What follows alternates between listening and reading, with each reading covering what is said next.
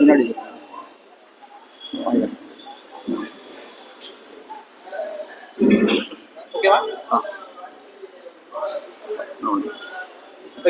சரி. அஞ்சு குடிக்கொரு சந்ததியாய் ஆழ்வார்கள் தம் செயலை இஞ்சி நிற்கும் தன்மையளாய் இஞ்சாய் பழுத்தாளையாண்டாளை பத்தியுடன் நாளும் பழுத்தாய் மனமே மகிழ்ந்து ஸ்ரீ விஷ்ணு சித்த குலநந்தன கல்பவல்லி ஸ்ரீரங்கராஜ ஹரிச்சந்தன யோக திருஷ்யாம் சாக்ஷாத் க்ஷமாம் கருணயாம் கமலாமிவான்யாம் கோதாமனன்ய சரணம் பிரபத்யே. ஆண்டாள் திருவடிகளே சரணம்.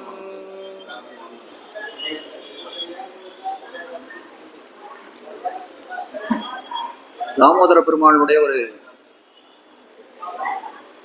கிருபா கடாட்சத்தின் மூலம் ஆண்டாள் நாச்சியாருடைய ஒரு கருணையினாலும் வேதமனைத்துக்கும் வித்தாக விளங்கக்கூடிய இந்த திருப்பாவையினுடைய அனுபவம் நன்கு நடைபெற்று வருகிறது. திருப்பாவைக்கு பூர்வாங்கமாக இருக்கக்கூடிய அவதாரிகை எல்லாம் பார்த்தோம் 5 பாசுரங்களாலே. மேலே 2 பெண் பிள்ளைகளை அந்த கிருஷ்ணானுபவத்துக்காக 2 பெண் பிள்ளைகளை அழைத்து போவதை பார்த்தோம். புள்ளும் சிலம்பினகான் ஈசுகி சென்னங்கும் அப்படின்னு சொல்லக்கூடிய பாசுரத்தாலே 2 அடியவர்களை ஆண்டாள் எழுப்பினாள். அது என்னன்றத நேற்றைய தினம் முந்தைய தினம் அனுபவித்தோம். இன்னைக்கு மற்றொரு பெண் பிள்ளையை எழுப்புகிறாள். கீழ்வானம் வெள்ளன்னு தொடங்கக்கூடிய இந்த பாசுரத்தின் மூலமாக மற்றொரு பெண் பிள்ளையை எழுப்புகிறாள்னு பார்க்கிறோம். ஒருத்தருக்கு ஒரு பேர் வச்சிருக்கா இல்லையா? நேற்றுக்கு எழுப்பினருக்கு பேய் பெண்ணே, நாயக பெண் பிள்ளாய் அப்படின்னு எல்லாம் பேர் வைத்திருந்தார்கள். அதே போல இன்னைக்கு எழுப்பக்கூடிய பெண்ணுக்கு பேர் என்னன்னா கோதுகலமுடைய பாவாய்னு இவளுக்கு பேர் வைக்கிறார்கள். எதனால அப்படின்னு கேட்டால், கோதுகலம் அப்படின்னா குதூகலம் அப்படின்ற தமிழ்ல சொல்றோம் இல்லையா, ஆனந்தம். அந்த ஆனந்தத்தை உடைய பெண்ணாய் இருக்கக்கூடியவள் அப்படின்னு ஒரு அர்த்தத்தை தெரிவிக்கிறார்கள் பெரியவர்கள். அப்படின்னா என்ன அர்த்தம் அப்படின்னு கேட்டால், எப்பொழுதும் கண்ணனுடைய ஆனந்தத்தை தன்னிடத்திலே உடையவளாயும் தன்னுடைய ஆனந்தத்தை கண்ணனிடத்திலே உடையவளாகவும் இருக்கக்கூடியவள். அது மட்டும் இல்ல, கண்ணனுக்கு ரொம்ப நெருக்கமானவள், ரொம்ப அவனுடைய அன்பிற்கு ஆட்பட்டவள், அவனுடைய பிரியத்திற்கு உட்பட்டவளாய் இருக்கக்கூடியவள். அதனால அவளை எல்லாரும் திரண்டு வந்து அழைக்க வேண்டும்படியாக பெருமை பெற்றவள். 5 லட்சம் குடிப்பெண்கள் இருக்கா அப்படின்னா அந்த 5 லட்சம் குடிப்பெண்களும் இவளை வந்து அழைக்க வேண்டும்படி உடைய பெருமை படைத்தவளாய் இருக்கக்கூடியவள் இந்த கோதுகலமுடைய பாவாய்னு சொல்லக்கூடியவள். கோதுகலம்னா ஆனந்தத்தை தெரிவிக்கிறதுன்னு சொன்னேன். பாவாய்னா அழகினை தெரிவிக்கக்கூடியதா இருக்கிறது. பாவை அப்படின்னு தமிழ்ல நம்ம சொல்றோம் இல்லையா, அதுதான் பாவாய் அப்படின்னு நீண்டு இருக்கிறதுன்னு காட்டுகிறார்கள் இந்த இடத்துல. பாவாய் அப்படின்னா ஒரு சித்திர பதுமை. ஒரு ஓவியத்தை வரைகிறோம், ஒரு ஸ்திரீயினோட ஒரு பெண்ணுடைய ஓவியத்தை வரைந்தால் பெரிய பெரிய இவரெல்லாம் இருக்காள் இல்லையோ, கலைஞர்கள்லாம், ரவிவர்மா போன்றவர்கள்லாம் வரைகிறாள். அப்படியே தத்ரூபமா அந்த பெண்ணை வரைந்தது போலவே இருக்கும். அவ்வளவு அழகா இருக்கக்கூடியவன் இந்த கோதுகலமுடைய பாவாய்னு தெரிவித்தார். சம்ஸ்கிருத பாஷையில காளிதாசன் சம்ஸ்கிருத உலகத்திலே ரொம்ப பிரசித்தமான கவிஞர். அவருடைய ஒரு காவியம் வந்து விக்ரம ஊர்வசியம் அப்படின்னு ஒரு காவியம் அது பேர். அது ஊர்வசியை பத்தி தேவலோகத்தில் இருக்கக்கூடிய அந்த தேவேந்திரோட சபையில் இருக்கக்கூடிய நிருத்தியம் நடனத்தை ஆடக்கூடியவளா இருப்பவள் சிறந்த அழகு புரிந்தியவள். அவளை எப்படி படைச்சான் பிரம்மா, இவ்வளவு அழகு படைத்தவளாக படைத்தானே, எப்படி படைத்தான் பிரம்மா அப்படின்னு ஒரு விஷயத்த காளிதாசன் தன்னுடைய விக்ரம ஊர்வசியத்தில் தெரிவிக்கிறான். எல்லாரையும் படைத்தது போல அவன் ஊர்வசியை படைக்கவில்லை. அப்படிலாம் படைச்சிருந்தான், எல்லாரையும் படைத்தது போல படைத்திருந்தானே. ஆனால் இந்த ஊர்வசி இவ்வளவு அழகாக பிறந்து இருக்க மாட்டாள். ஆனால் என்ன பண்ணானாம், அந்த காலத்துல விஸ்வகர்மா என்று சொல்லக்கூடிய ஒரு தேவ சிற்பி தச்சன் எல்லாம் வந்தான். அவனை கூட்டு ஒரு சித்திரத்தை வரைய சொன்னாராம். ஒரு படமாக ஒரு பெண்ணை நீ வரைய வேண்டும். அந்த பெண்ணை இந்த ரீதியில முகம் இப்படி இருக்கணும், மூக்கு இப்படி இருக்கணும், கை இப்படி இருக்கணும், வாய் இப்படி இருக்கணும், பல் இப்படி இருக்கணும்னு பல விதமான சொல்ற ஸ்பெசிஃபிகேஷன் கொடுக்குறாரு. அந்த மாதிரி அந்த குறிப்புகள்லாம் கொடுக்குறாரு. அதை கொடுத்த உடனே என்ன பண்றான், ஒரு சித்திரத்தை வரைகிறான். வரைந்தா எந்தெந்த இடத்துல கொஞ்சம் குறைகள் இருக்கோ அதெல்லாம் இப்படி திருத்தம் பண்ணு, இது திருத்தம் பண்ணு, மூக்கை இப்படி சரி பண்ணு, கண்ணை இப்படி சரி பண்ணு அப்படின்னு சொல்லி ஒரு முதல்ல சித்திரமாக ரொம்ப அழகிய சித்திரமாக வரைந்து விட்டானாம். அதுக்கப்புறம் என்ன பண்ணானாம், அந்த சித்திரத்துக்கே அந்த வரைந்த அந்த சித்திரத்துக்கே அவன் என்ன பண்ணானாம், உயிரை கொடுத்தான். பிராண பிரதிஷ்டைன்னு சொல்லக்கூடிய உயிரை கொடுத்தான். எதனால இப்படிலாம் பண்ணா அப்படின்னா, பிரம்மா தானே படைத்தால் கூட இவ்வளவு அழகாக படைத்து இருக்க முடியாது. முதல்ல ஒரு சித்திரமாக வரைஞ்சால் அதுல இருக்கக்கூடிய எங்கெங்க திருத்தம் பண்ண வேண்டுமோ அந்த கரெக்ஷன்ஸ் எல்லாம் பண்ணி அழகாக படைத்தான். அதனாலதான் ஊர்வசி இவ்வளவு அழகாக பிறந்திருக்கிறாள் அப்படின்னு காளிதாசனுடைய நிர்வாகம் இந்த விக்ரம ஊர்வசியத்தில். அதே போல இந்த சித்திரப்பாவைன்னு சொல்லக்கூடியவள், இந்த போதுகலமுடைய பாவான்னு சொல்லக்கூடியவள் ஒரு சித்திரபதுமையை போல ரொம்ப அழகு படைத்தவளாகவும் இருக்கிறாள். கண்ணனுக்கு ரொம்ப கண்ணன் திறத்திலே அன்புடையவளாய் இருக்கிறாள். கண்ணன் அன்பை பெற்றவளாய் இருக்கிறாள். அது மட்டும் இல்ல, எல்லாராலும் அவள் வீட்டில் வாசலிலே பஞ்சலட்சம் குடி பெண்களும் அவளை எழுப்பக்கூடிய பெருமை பெற்றவளாய் விளங்குகிறாள் அப்படின்னு சொல்லி முதல்ல தெரிவிக்கிறாள். இந்த எழுப்பப்படக்கூடிய பெண்ணுடைய பெருமையை தெரிவிக்கிறார்கள். மேல தெரிவிக்கிறார், இந்த சம்சாரிகளுடைய நம்ம போல இருக்கவர்கள்லாம் ஒரு ரா பொழுது பகல் பொழுது எப்படி இருக்கு, அதே போல இந்த ஆய்ப்பண்டிகள் இந்த சிறுமிகள்லாம் இருக்காளே இந்த கோபிகைகள், அந்த கோபிகைகளுடைய பகல் பொழுது இரவு பொழுதெல்லாம் எப்படி இருக்குன்னு ஒரு விமர்சனத்தை பண்ணுகிறார்கள். ராத்திரி பொழுதும் நமக்கு இருக்கு, அது எப்படி இருக்கணும், அநேகமா பிறரை இம்சிக்கக்கூடியதாய் பிறருக்கு துன்பத்தை தரக்கூடியதா இருக்குமா நம்மளாம். அது மட்டும் இல்ல, எந்தெந்த செயல்களை செய்தால் நமக்கு கண்டிப்பா நரகம் கிட்டுமோ அந்தந்த செயல்களை செய்வதற்கு நமக்கு ஊக்கம் நிறைய உண்டாகுமா ராத்திரி பொழுதுல. அது மட்டும் நமக்கு 3 குணங்கள் உண்டு இல்லையா, சத்வகுணம், ரஜோகுணம், தமோகுணம்னு 3 குணம் உண்டுன்னு நேத்திக்கே கூட தெரிவித்தேன். அந்த 3 குணத்துல தமோகுணம்ன்றது ரொம்ப பிராச்சுரியம். அதனுடைய மேலீடு அதிகமாக இருக்கக்கூடிய சமயம் எதுன்னா ராத்திரி தான். இந்த தமோகுணம் இருந்தால்தான் நாம் எல்லாம் அந்த உறக்கமே நமக்கு வரும். அதனுடைய மேலீட்டாலதான் உறக்கம் வருது. ஏதோ சொல்றா, இது சயின்ஸ்ல ஏதோ சொல்றா, ஏதோ மெலட்டனின்னா ஏதோ ஒன்று சொல்றது, அது இதுவானா அந்த லைட்டெல்லாம் அணைச்சுட்டா அந்த அமிலம் ஏதோ சுரக்கிறது அப்படின்னு சயின்ஸ்ல சொல்றா. ஆனால் நம்முடைய ஆன்மீகத்துல என்ன சொல்றான்னா, அந்த தமோ குணத்தினுடைய மேலீடு அதிகமாக இருந்ததே ஆனால் நமக்கு தூக்கம் வரும். அப்போ யார் யாருக்கு தூக்கம் வரலையோ அவள்லாம் என்ன நினைச்சுக்கலாம்னா, நமக்கு சத்துவகுணம் நிறைய இருக்குன்னு நினைச்சுக்கலாம் என்று கூட அப்படி கூட சொல்லலாம். அது வர சொல்லணும். திருமங்கை ஆழ்வார் திருவிழா முக்குண திரண்டவையகத்தி ஒன்னினுள் ஒன்னினின் முக்குணத்து 2 அகத்தின்றார். 3 குணங்கள், சத்துவகுணம், ரஜோகுணம், தமோகுணம்னு 3 குணங்கள் இருக்கு. அப்படியேப்பட்ட அந்த 3 குணங்களிலே ரஜோகுணத்தையும் தமோகுணத்தையும் நீக்கி ஒன்றினில்னா சத்துவகுணத்திலே ஒன்றி நிற்க வேணும் என்று தெரிவிக்கக்கூடியதா இருக்கிறது. அதனால இந்த ராப்பொழுதுன்னு சொல்லக்கூடிய சம்சாரிகளுக்கு எப்படி இருக்கான்னா வெறுக்கத்தக்கதா இருக்கு. ஏன்னா நரகத்துல மூட்டக்கூடிய பாபங்கள் எல்லாம் செய்வதற்கு அவர்களுக்கு ஊக்கம் ஏற்படுறது. பாதி பொழுது தூக்கத்திலே கழிஞ்சு போகிறது. அது மட்டும் இல்ல, பிறரை இம்சிக்கக்கூடிய செயல்களிலே ஈடுபடுத்தக்கூடியதா இருக்கிறது. இதனால இந்த இரா பொழுதானது போல இருக்கக்கூடிய சம்சாரிகளுக்கெல்லாம் வெறுக்கத்தக்கதா இருக்கு. அதே பகல் பொழுது எப்படி இருக்கு அப்படின்னா, ஒரு பலன்களை பெறுவதற்கு ஒண்டிய உடைய உகந்தோடும் உத்தியோகத்துக்கு போறோம், பணம் சம்பாதிக்கிறோம், பல கேளிக்கைகளில் எல்லாம் ஈடுபடுகிறோம். ஆனால் பகல் பொழுது எப்படி இருக்கு, அந்த சம்சாரிகளுக்கெல்லாம் ரொம்ப விரும்பத்தக்க பொழுதாய் இருக்கிறதுன்னு காட்டுகிறார். அதே சந்தர்ப்பத்திலே இந்த ஆயர் மங்கைகள்லாம் இருக்காளே, இந்த சின்ன பெண்கள்லாம், இவர்களுடைய பொழுதெல்லாம் எப்படி இருக்கு? ராப்பொழுதெல்லாம் இடைவீடின்னு கிருஷ்ணானுபவம் செய்கிறார்கள் அவர்கள். இடைவீடினா எந்த விதமான இடையூறும் இல்லை.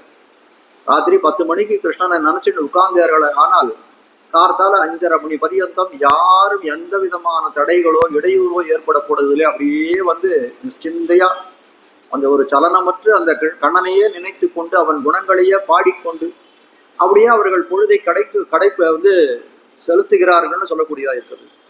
அப்போ அவர்கள் என்ன நினைக்கிறார்கள்? அந்த இராப்பொழுதே கிருஷ்ணானுபவத்துக்கு இடையூறு என்று இருப்பதனாலே அதுதான் அவர்களுக்கு அந்த ராப்பொழுது ரொம்ப பாங்கான பொழுதாக, நல்ல பொழுதாக அவர்களுக்கு தோற்றுகிறது. ஆனால் அதே இந்த ஆயர் மங்கைகளுக்கு பகல் பொழுதானது எப்படி இருக்கு அப்படின்னு கேட்டோமே. ஆனால் பகல் பொழுது இவர்கள் நோன்பு நோக்க வேணுமே. இப்போ இருக்கக்கூடியவர்கள்லாம் அப்போ நோன்பு நோக்கணும்னா என்ன பண்ணுவா? மழை வேணும்னுக்காக நோன்பு நோக்கணும்னு அந்த கோபால கிழவர்கள்லாம் சொல்லி இருக்கிறார்கள்.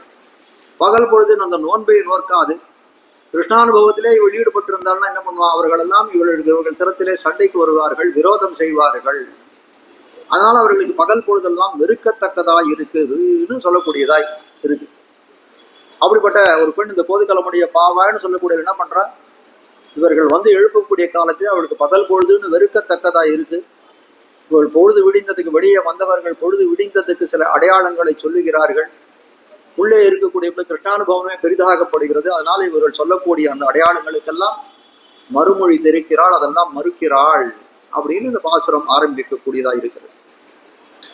ஈழ்வானம் வெள்ளன்னு எருமை சிறு வீடு மேய்வான் பரந்தன காண்மிக்குள்ள பிள்ளைகளும் போவான் போகின்னாரை போகாமல் காத்து உன்னை கூவான் நின்னோம் போது கலமுடைய பாவாக எழுந்திராய் பாடிப்பறை கொண்டு மாவாகை பிளந்தானை மல்லரை மாட்டிய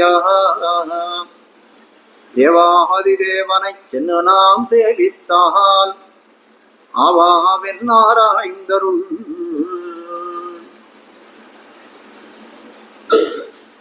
சில பேர்லாம் முந்துர உணர்ந்தவர்கள், சில பெண்கள்லாம் முன்னாடியே எழுந்துட்டான்.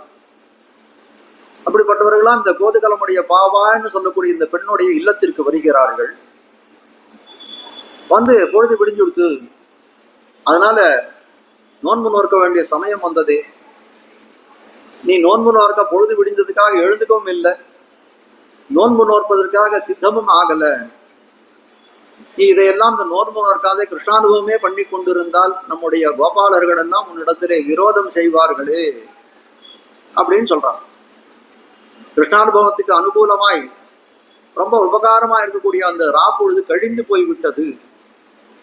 ஒரு அடையாளத்தை சொல்றார். பாவாய் கீழ்வானம் வெள்ளன்னது, கிழக்கு திசை விழுத்ததுன்னு சொல்லிட்டார்கள். அதனால இனிமேல்டாவது நீ எழுந்திருக்க வேணும்னு அழைக்கிறார்கள். அதனால அவ என்ன சொல்றா? உள்ள இருக்கக்கூடியவன் என்ன சொல்றான்? அதுக்குள்ளயா ராக்காலம் போயிடுச்சு கழிஞ்சுடுத்துன்னு சொல்றீங்க? அப்படி கூடயா கழிஞ்சு போயிடும்? அப்படி கூட சூரியன் வந்துட்டான் கீழ்வானம் வெளுத்து போயிடுத்துன்னு சொல்றீங்களா? அப்படி கூட வெளுத்து போயிடுத்து. உங்களுக்கெல்லாம் இது ரொம்ப விபரீத ஞானம்ன்றார். இந்த பாசுரத்துல 2 ஞானத்தை சொல்றார்கள். ஒண்ணு விபரீத ஞானம்னு ஒண்ணு சொல்றா, மொத்தொன்னு அந்யதா ஞானம்னு சொல்றான்.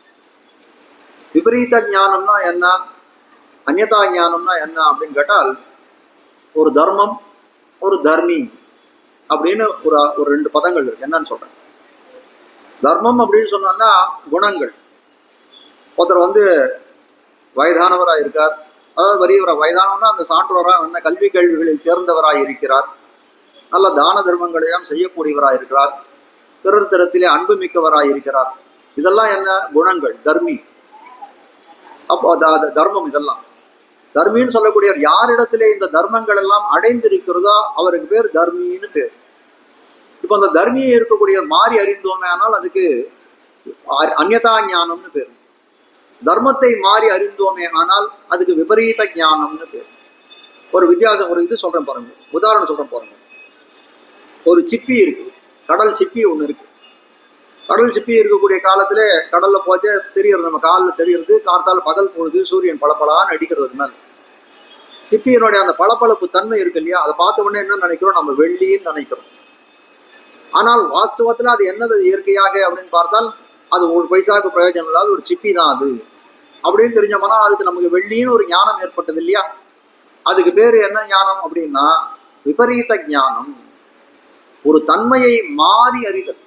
ஒரு பொருள் இல்லை, ஒரு தன்மையை, அந்த பொருளுடைய தன்மையை மாறி அறிந்தால் அது விபரீத ஞானம்னு பேர். அதே மாதிரி இவர்களும் சொல்றா, அந்த தன்மையை மாறி அறிந்திருக்கிறார். என்ன பண்றான்? பகல் பொழுதுனா அந்த பகல் பொழுதுனா எப்படி இருக்கும்? அந்த பகல் பொழுதுடைய தன்மை என்ன? வெளுத்து இருக்கு இல்லையா? அந்த தன்மையை மாறி அறிகிறார்கள். நீங்க பகல் பொழுது கீழ்வானம் வெளுத்ததுன்னு சொல்றீங்களே, அந்த வெளுத்த தன்மை அது உங்களுடைய விபரீத ஞானத்தை சொல்லக்கூடியதாக இருக்கிறதுன்றான். அந்த அந்நியதா ஞானம் அதையும் இப்ப சொல்லி விடுகிறேன். அந்த அந்நியதா ஞானம் சொல்லக்கூடியது என்னன்னா தர்மியே மாறி எறியக்கூடியது. யார் ஒருத்தர் குணங்கள் பொருந்தியவராக இருக்காரோ அவரே மாறி எறியும். உதாரணம் சொல்றோம் பாருங்க, இருட்டு பொழுது நம்ம நடந்து போயிட்டே இருக்கும். போயிட்டு இருக்கக்கூடிய காலத்திலே ஒரு கயிறு அந்த இடத்துல கீழே விழுந்து கிடக்கும். கயிறை பார்த்த உடனே நமக்கு என்ன தோன்றதுன்னா, ஐயோ இது பாம்பா இருக்குமோன்னு தோன்றது. என்ன பண்றோம்? கொஞ்சம் நகர்ந்து பாக்குறோம், கிட்ட போய் முடிஞ்சா பாக்குறோமா, இல்ல கொம்பை வச்சு தள்ளி கிள்ளி பாக்குறோம். அப்ப என்ன தெரியுது? அது கயிறுன்னு தெரியுது இல்லையா? ஆனா முதல்ல என்ன தோற்றம் நமக்கு ஏற்பட்டது? அது பாம்பு தான் ஒரு தோற்றம் ஏற்பட்டது இல்லையா? அதுக்கு பேர் என்ன அப்படின்னு கேட்டால் அந்நியதா ஞானம், விபரீத ஞானம். இப்போ கிழக்கு திசை வெளுத்ததுன்னு தன்மையை சொன்னார்கள், உனக்கு விபரீத ஞானம் ஏற்பட்டது. அஞ்சுடரவையோன் அடிநெடுந்தேர்த்தோன்னாதா. நம்மாழ்வார் என்ன பண்றார்? ஒரு 10 பாசுரங்கள் பாடார். ஊரெல்லாம் துஞ்சி உலகெல்லாம் நள்ளிருளாய் நீரெல்லாம் தேறி ஓர் நீளரவாய் நீண்டதாள்னு தொடங்கக்கூடிய ஒரு 10 பாசுரங்கள். அதுல எம்பெருமானையே நினைச்சு உருகக்கூடியவளாய் பராங்குச நாயகியா இருக்கக்கூடியவள். நீரெல்லாம் தேறி ஒரு நீளரவாய் எம்பெருமானை கார்த்தால அனுபவிக்கலாம், அவனோட கைங்கரியம் பண்ணலான்னு எவ்வளவோ நினைக்கிறாள். ஆனால் என்ன ஆறுது? அந்த இருட்டு கவிந்து போய் அது என்ன ஆறுதா? ஒரு பெரிய அந்த ராத்திரி பொழுது ஒரு ஊழிக்காலத்தை போல ரொம்ப நீண்டதா இருக்கிறதுன்னு ரொம்ப கவலைப்படுறாங்க. அதே போல இவர்கள்லாம் என்ன பண்றா? கார்த்தால நோன்பு நோக்கிறதுன்னு போகணுமே அப்படின்னு சொல்லிட்டு என்ன பண்றாள்? எல்லாரையும் அழைத்து கொண்டு போக வேணுமேன்னு அஞ்சுடரவையும் அணிநடுந்து எப்போ சூரியன் வரும் சூரியன் வரும் சூரியன் வரும்னு அந்த கிழக்கு திசையை பார்த்து கொண்டிருக்கிறார்கள். நீங்க அந்த மாதிரி பார்த்து கொண்டிருக்கிறீர்கள். கிழக்கு திசை வாஸ்தவத்துல வெளுக்கலாம் போலன்னு தெரிவிக்கிறார்கள். அப்படியா? எப்படி சொல்ற நீ அப்படின்னு கேட்கிறாங்க. ஏன்னா நீங்கள்லாம் எப்படிப்பட்டவர்கள் தெரியா? திங்கள் திருமுகத்து சேழியார். கீழே வரக்கூடிய மேல வரக்கூடிய பாசுரத்தில் தெரிவிக்கிறார், திங்கள் திருமுகத்து சேழியார். மேலே பார்த்தோம் நேரிழையீர் அப்படின்னு ஒரு இது பார்த்தோம். அப்ப அர்த்தம் என்ன சொன்னோம்னா, அவர்கள் எல்லாம் நல்ல ஆபரணங்களை பூண்டவர்கள், நல்ல நகைகள் எல்லாம் பூண்டிருக்கிறார்கள். அந்த நகையில இருக்கக்கூடிய ஒளியானது எப்படி இருக்கா? ரொம்ப பிரகாசமா இருக்கு அப்படின்னு பார்த்தோம். அதுபோல இப்பயும் அதே சொல்றாங்க, நீங்கள்லாம் திங்கள் திருமுகத்து சேழியார் அல்லவா, நல்ல ஆபரணங்களை பூண்டவர்கள். அது மட்டும் இல்ல, கிருஷ்ணனை எப்பொழுதும் நினைக்கக்கூடியவர்கள். அதனால உங்க திருமேனிலேயே ஒரு பொலிவு, ஒரு தேஜஸ் எல்லாம் இருக்கு. அதனால உங்களுடைய முகநிலா எப்படி இருக்குது? சந்திரன் போன்ற முகத்தை உடையவர்களாக இருக்கிறீர்கள், ஆபரணங்கள் உடையவராக இருக்கிறீர்கள். ரொம்ப நாளியா என்ன பண்றீங்க? சூரியன் அப்போ வருவான்னு கிழக்கு திசையை பார்த்து கொண்டிருக்கிறீர்கள். அதனால உங்க முகநிலாவானது, உங்கள் முகமே ஒரு நிலா போல இருக்குது. அங்க முதங்க நிலாவானது வச்சுன்னா இங்க இருக்கக்கூடிய இந்த பிரகாசமானது கிழக்கு திசையில போய் தட்டி என்ன பண்ணுது? அது பிரதிபிம்பம் போலே அவருக்கு தெரியும். ஒரு கண்ணாடி நம்ம போய் பார்த்தோம்னா என்ன தெரியும்? நம்முடைய உருவமே தெரியும் இல்லையா? அது போல இந்த வெளுப்பான நம்மளுடைய தேஜஸ் அந்த பக்கத்துல கிழக்கு திசையில போய் ஒட்டிடுது. அது இவர்களுக்கு ஒரு பிரதிபிம்பமாக தோன்றக்கூடிய காலத்துல கீழ்வானம் வெளுத்ததுன்னு சொல்லிட்டீங்கோ அப்படின்னு தெரிவிக்கிறார். உடனே அவர்கள் தெரிவிக்கிறார், இது உன்னுடைய அந்நியதா ஞானம். ஒரு விதம் மாத்தி நீ புரிஞ்சுட்டு இருக்க, அந்த தர்மியை மாத்தி புரிந்து கொண்டிருக்கிறாய். அதனால இது உன்னுடைய அந்நியதா ஞானம். அது வாஸ்தவத்துல அது சூரியன் இல்லை, இருட்டு தான் அப்படின்னு சொல்றாரு. உங்களுடைய முக ஒளி தான் அது அப்படின்னு சொல்றாங்க. அது மாதிரி இருக்கா. உடனே வேற அடையாளம் சொல்றேன் நான் அப்படின்னு, எருமை சிறுவீடு மேய்ந்தன. இந்த எருமைகள் எல்லாம் பனிப்புல் மேய்கைன்னு ஒண்ணு உண்டு. சிறுவீடு மேய்தல் பெருவீடு மேய்தல்னு மாடை மேய்க்கிறவாள் கேட்டா இடையர்களோட ஜாதி பேச்சு. அவ என்ன சொன்னான்னா, வெறுமை சிறுவீடு மேய்ந்தனன்னு தெரிவிக்கிறார்கள். அந்த சிறுவீடு மேய்தல்னா பனிப்புல் மேய்கைன்னு பேரு. காலை வேளையில என்ன பண்ணுவாளா, அந்த எருமை மாடுகள்லாம் தங்க வீட்டுல இருக்கக்கூடிய எருமை மாடுகள்லாம் அந்த இடையர்கள் அவுத்து விடுவார்கள். அவுத்து விட்டா வீட்டுக்கு பின்பக்கம் இருக்கக்கூடிய அந்த பசும்புல்கள், பனியோடு இருக்கக்கூடிய பனிப்புல்களா இருக்கக்கூடியதெல்லாம் அது மேயும். அது ரொம்ப பெரிய மேய்ச்சல்னு சொல்ல முடியாது. இப்போ நம்ம சொல்றோம் இல்லையா, டிஃபன் சாப்பிட்றது கார்த்தால, இப்போ பிரேக்ஃபாஸ்ட் அப்படின்னு சொல்றோம். அது போல எருமைகளுக்குலாம் அது பிரேக்ஃபாஸ்ட், அதெல்லாம் சாப்பிடும். அது எப்போ நடக்கும் அப்படின்னா, காலை பொழுது அவர்கள் பால் பரப்பக்கூடிய அந்த சந்தர்ப்பத்திலே அந்த எருமையை வந்து பனிப்புல்லை மேய விடுவார்கள். இப்போ பெருவீடு மேய்கைன்னு ஒன்று உண்டு, சிறுவீடு மேய்கைன்னு ஒன்று இருக்கும். அது போல பெருவீடு மேய்கைன்னு ஒன்று உண்டு. அந்த பெருவீடு மேய்கை எது அப்படின்னு கேட்டால், எல்லாம் இது பண்ணிட்டு பகல் பொழுதிலே அந்த மாட்டை கொண்டு போய் நல்ல வனாந்திரங்களிலே கொண்டு போய் விட்டு அவ்விடத்துல இருக்கக்கூடிய புல்லை எல்லாம் மேய விடுவார்களே, அதுக்கு பேர் பெருவீடு மேய்கைன்னு பேருன்னு காட்டுகிறார்கள். ஆனால் சொல்றார், பொழுது விடிந்ததுக்கு அடையாளம் சூரியன் வந்து கிழக்கு திசையில வந்தது மட்டும் இல்ல, எருமைகள் எல்லாம் சிறுவீடு மேய ஆரம்பித்து விட்டது, அதுவும் பொழுது விடிந்ததற்கு அடையாளம் அப்படின்னு வந்து, அதனால நீ எழுந்திருக்க வேண்டும்னு சொன்னார்கள்.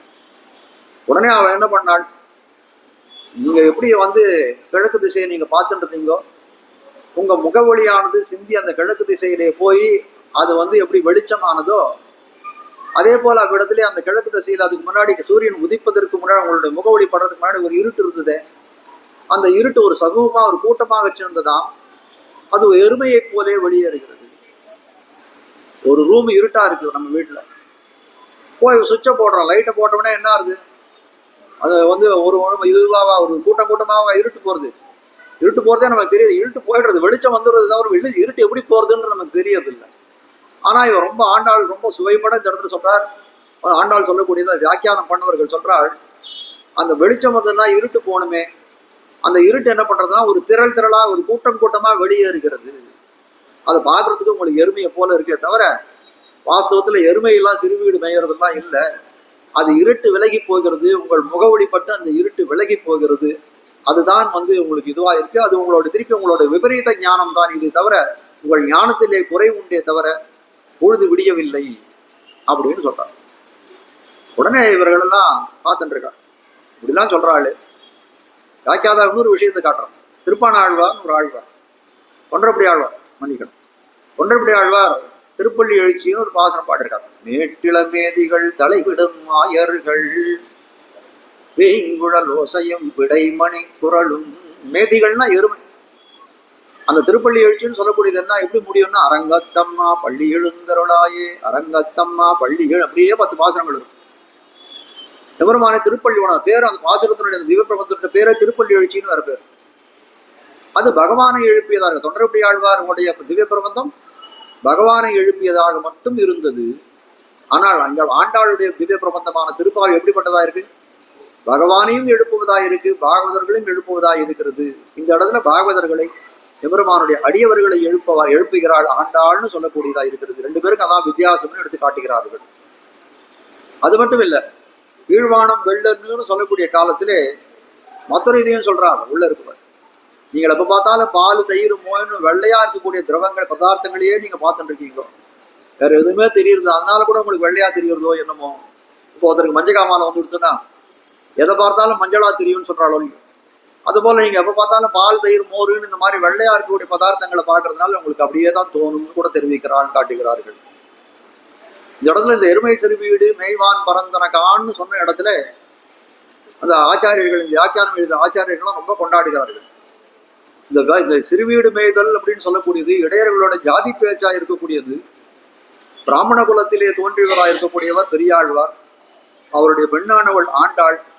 இந்த 2 பேரும் எப்படிப்பட்டவராக இருந்தாலும் இடையர்களாகவே மாறி போனார்கள் சொல்லக்கூடியதா இருக்கிறது. அதை வந்து இதை தெரிஞ்சு சொல்லியிருக்கிறாளேன்னு கொண்டாடுகிறார்கள் காட்டக்கூடியதா இருக்கு.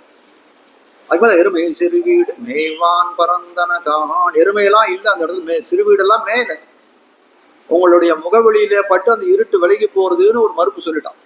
அப்போ அவர்கள் சொன்னார்கள், என்னுடைய ஞானத்தெல்லாம் நீ சொல்ற, அந்நியதா ஞானம், விபரீத ஞானம், விபரிய ஞானம் அப்படின்லாம் நீ சொல்ற, இருக்கட்டும். எங்கள் ஞானம் எப்படிப்பட்டதாகனா, எவ்வளவு சிறுமையாக தாழ்ந்ததாக இருந்தாலும் இருக்கட்டும், உனக்கு தான் நல்ல ஞானம் இருக்கோ இல்லையோ, பொழுது விடிந்ததுல விடியலன்றதுக்கு நீ ஏதாவது ஒரு அடையாளம் சொல்லுன்னு.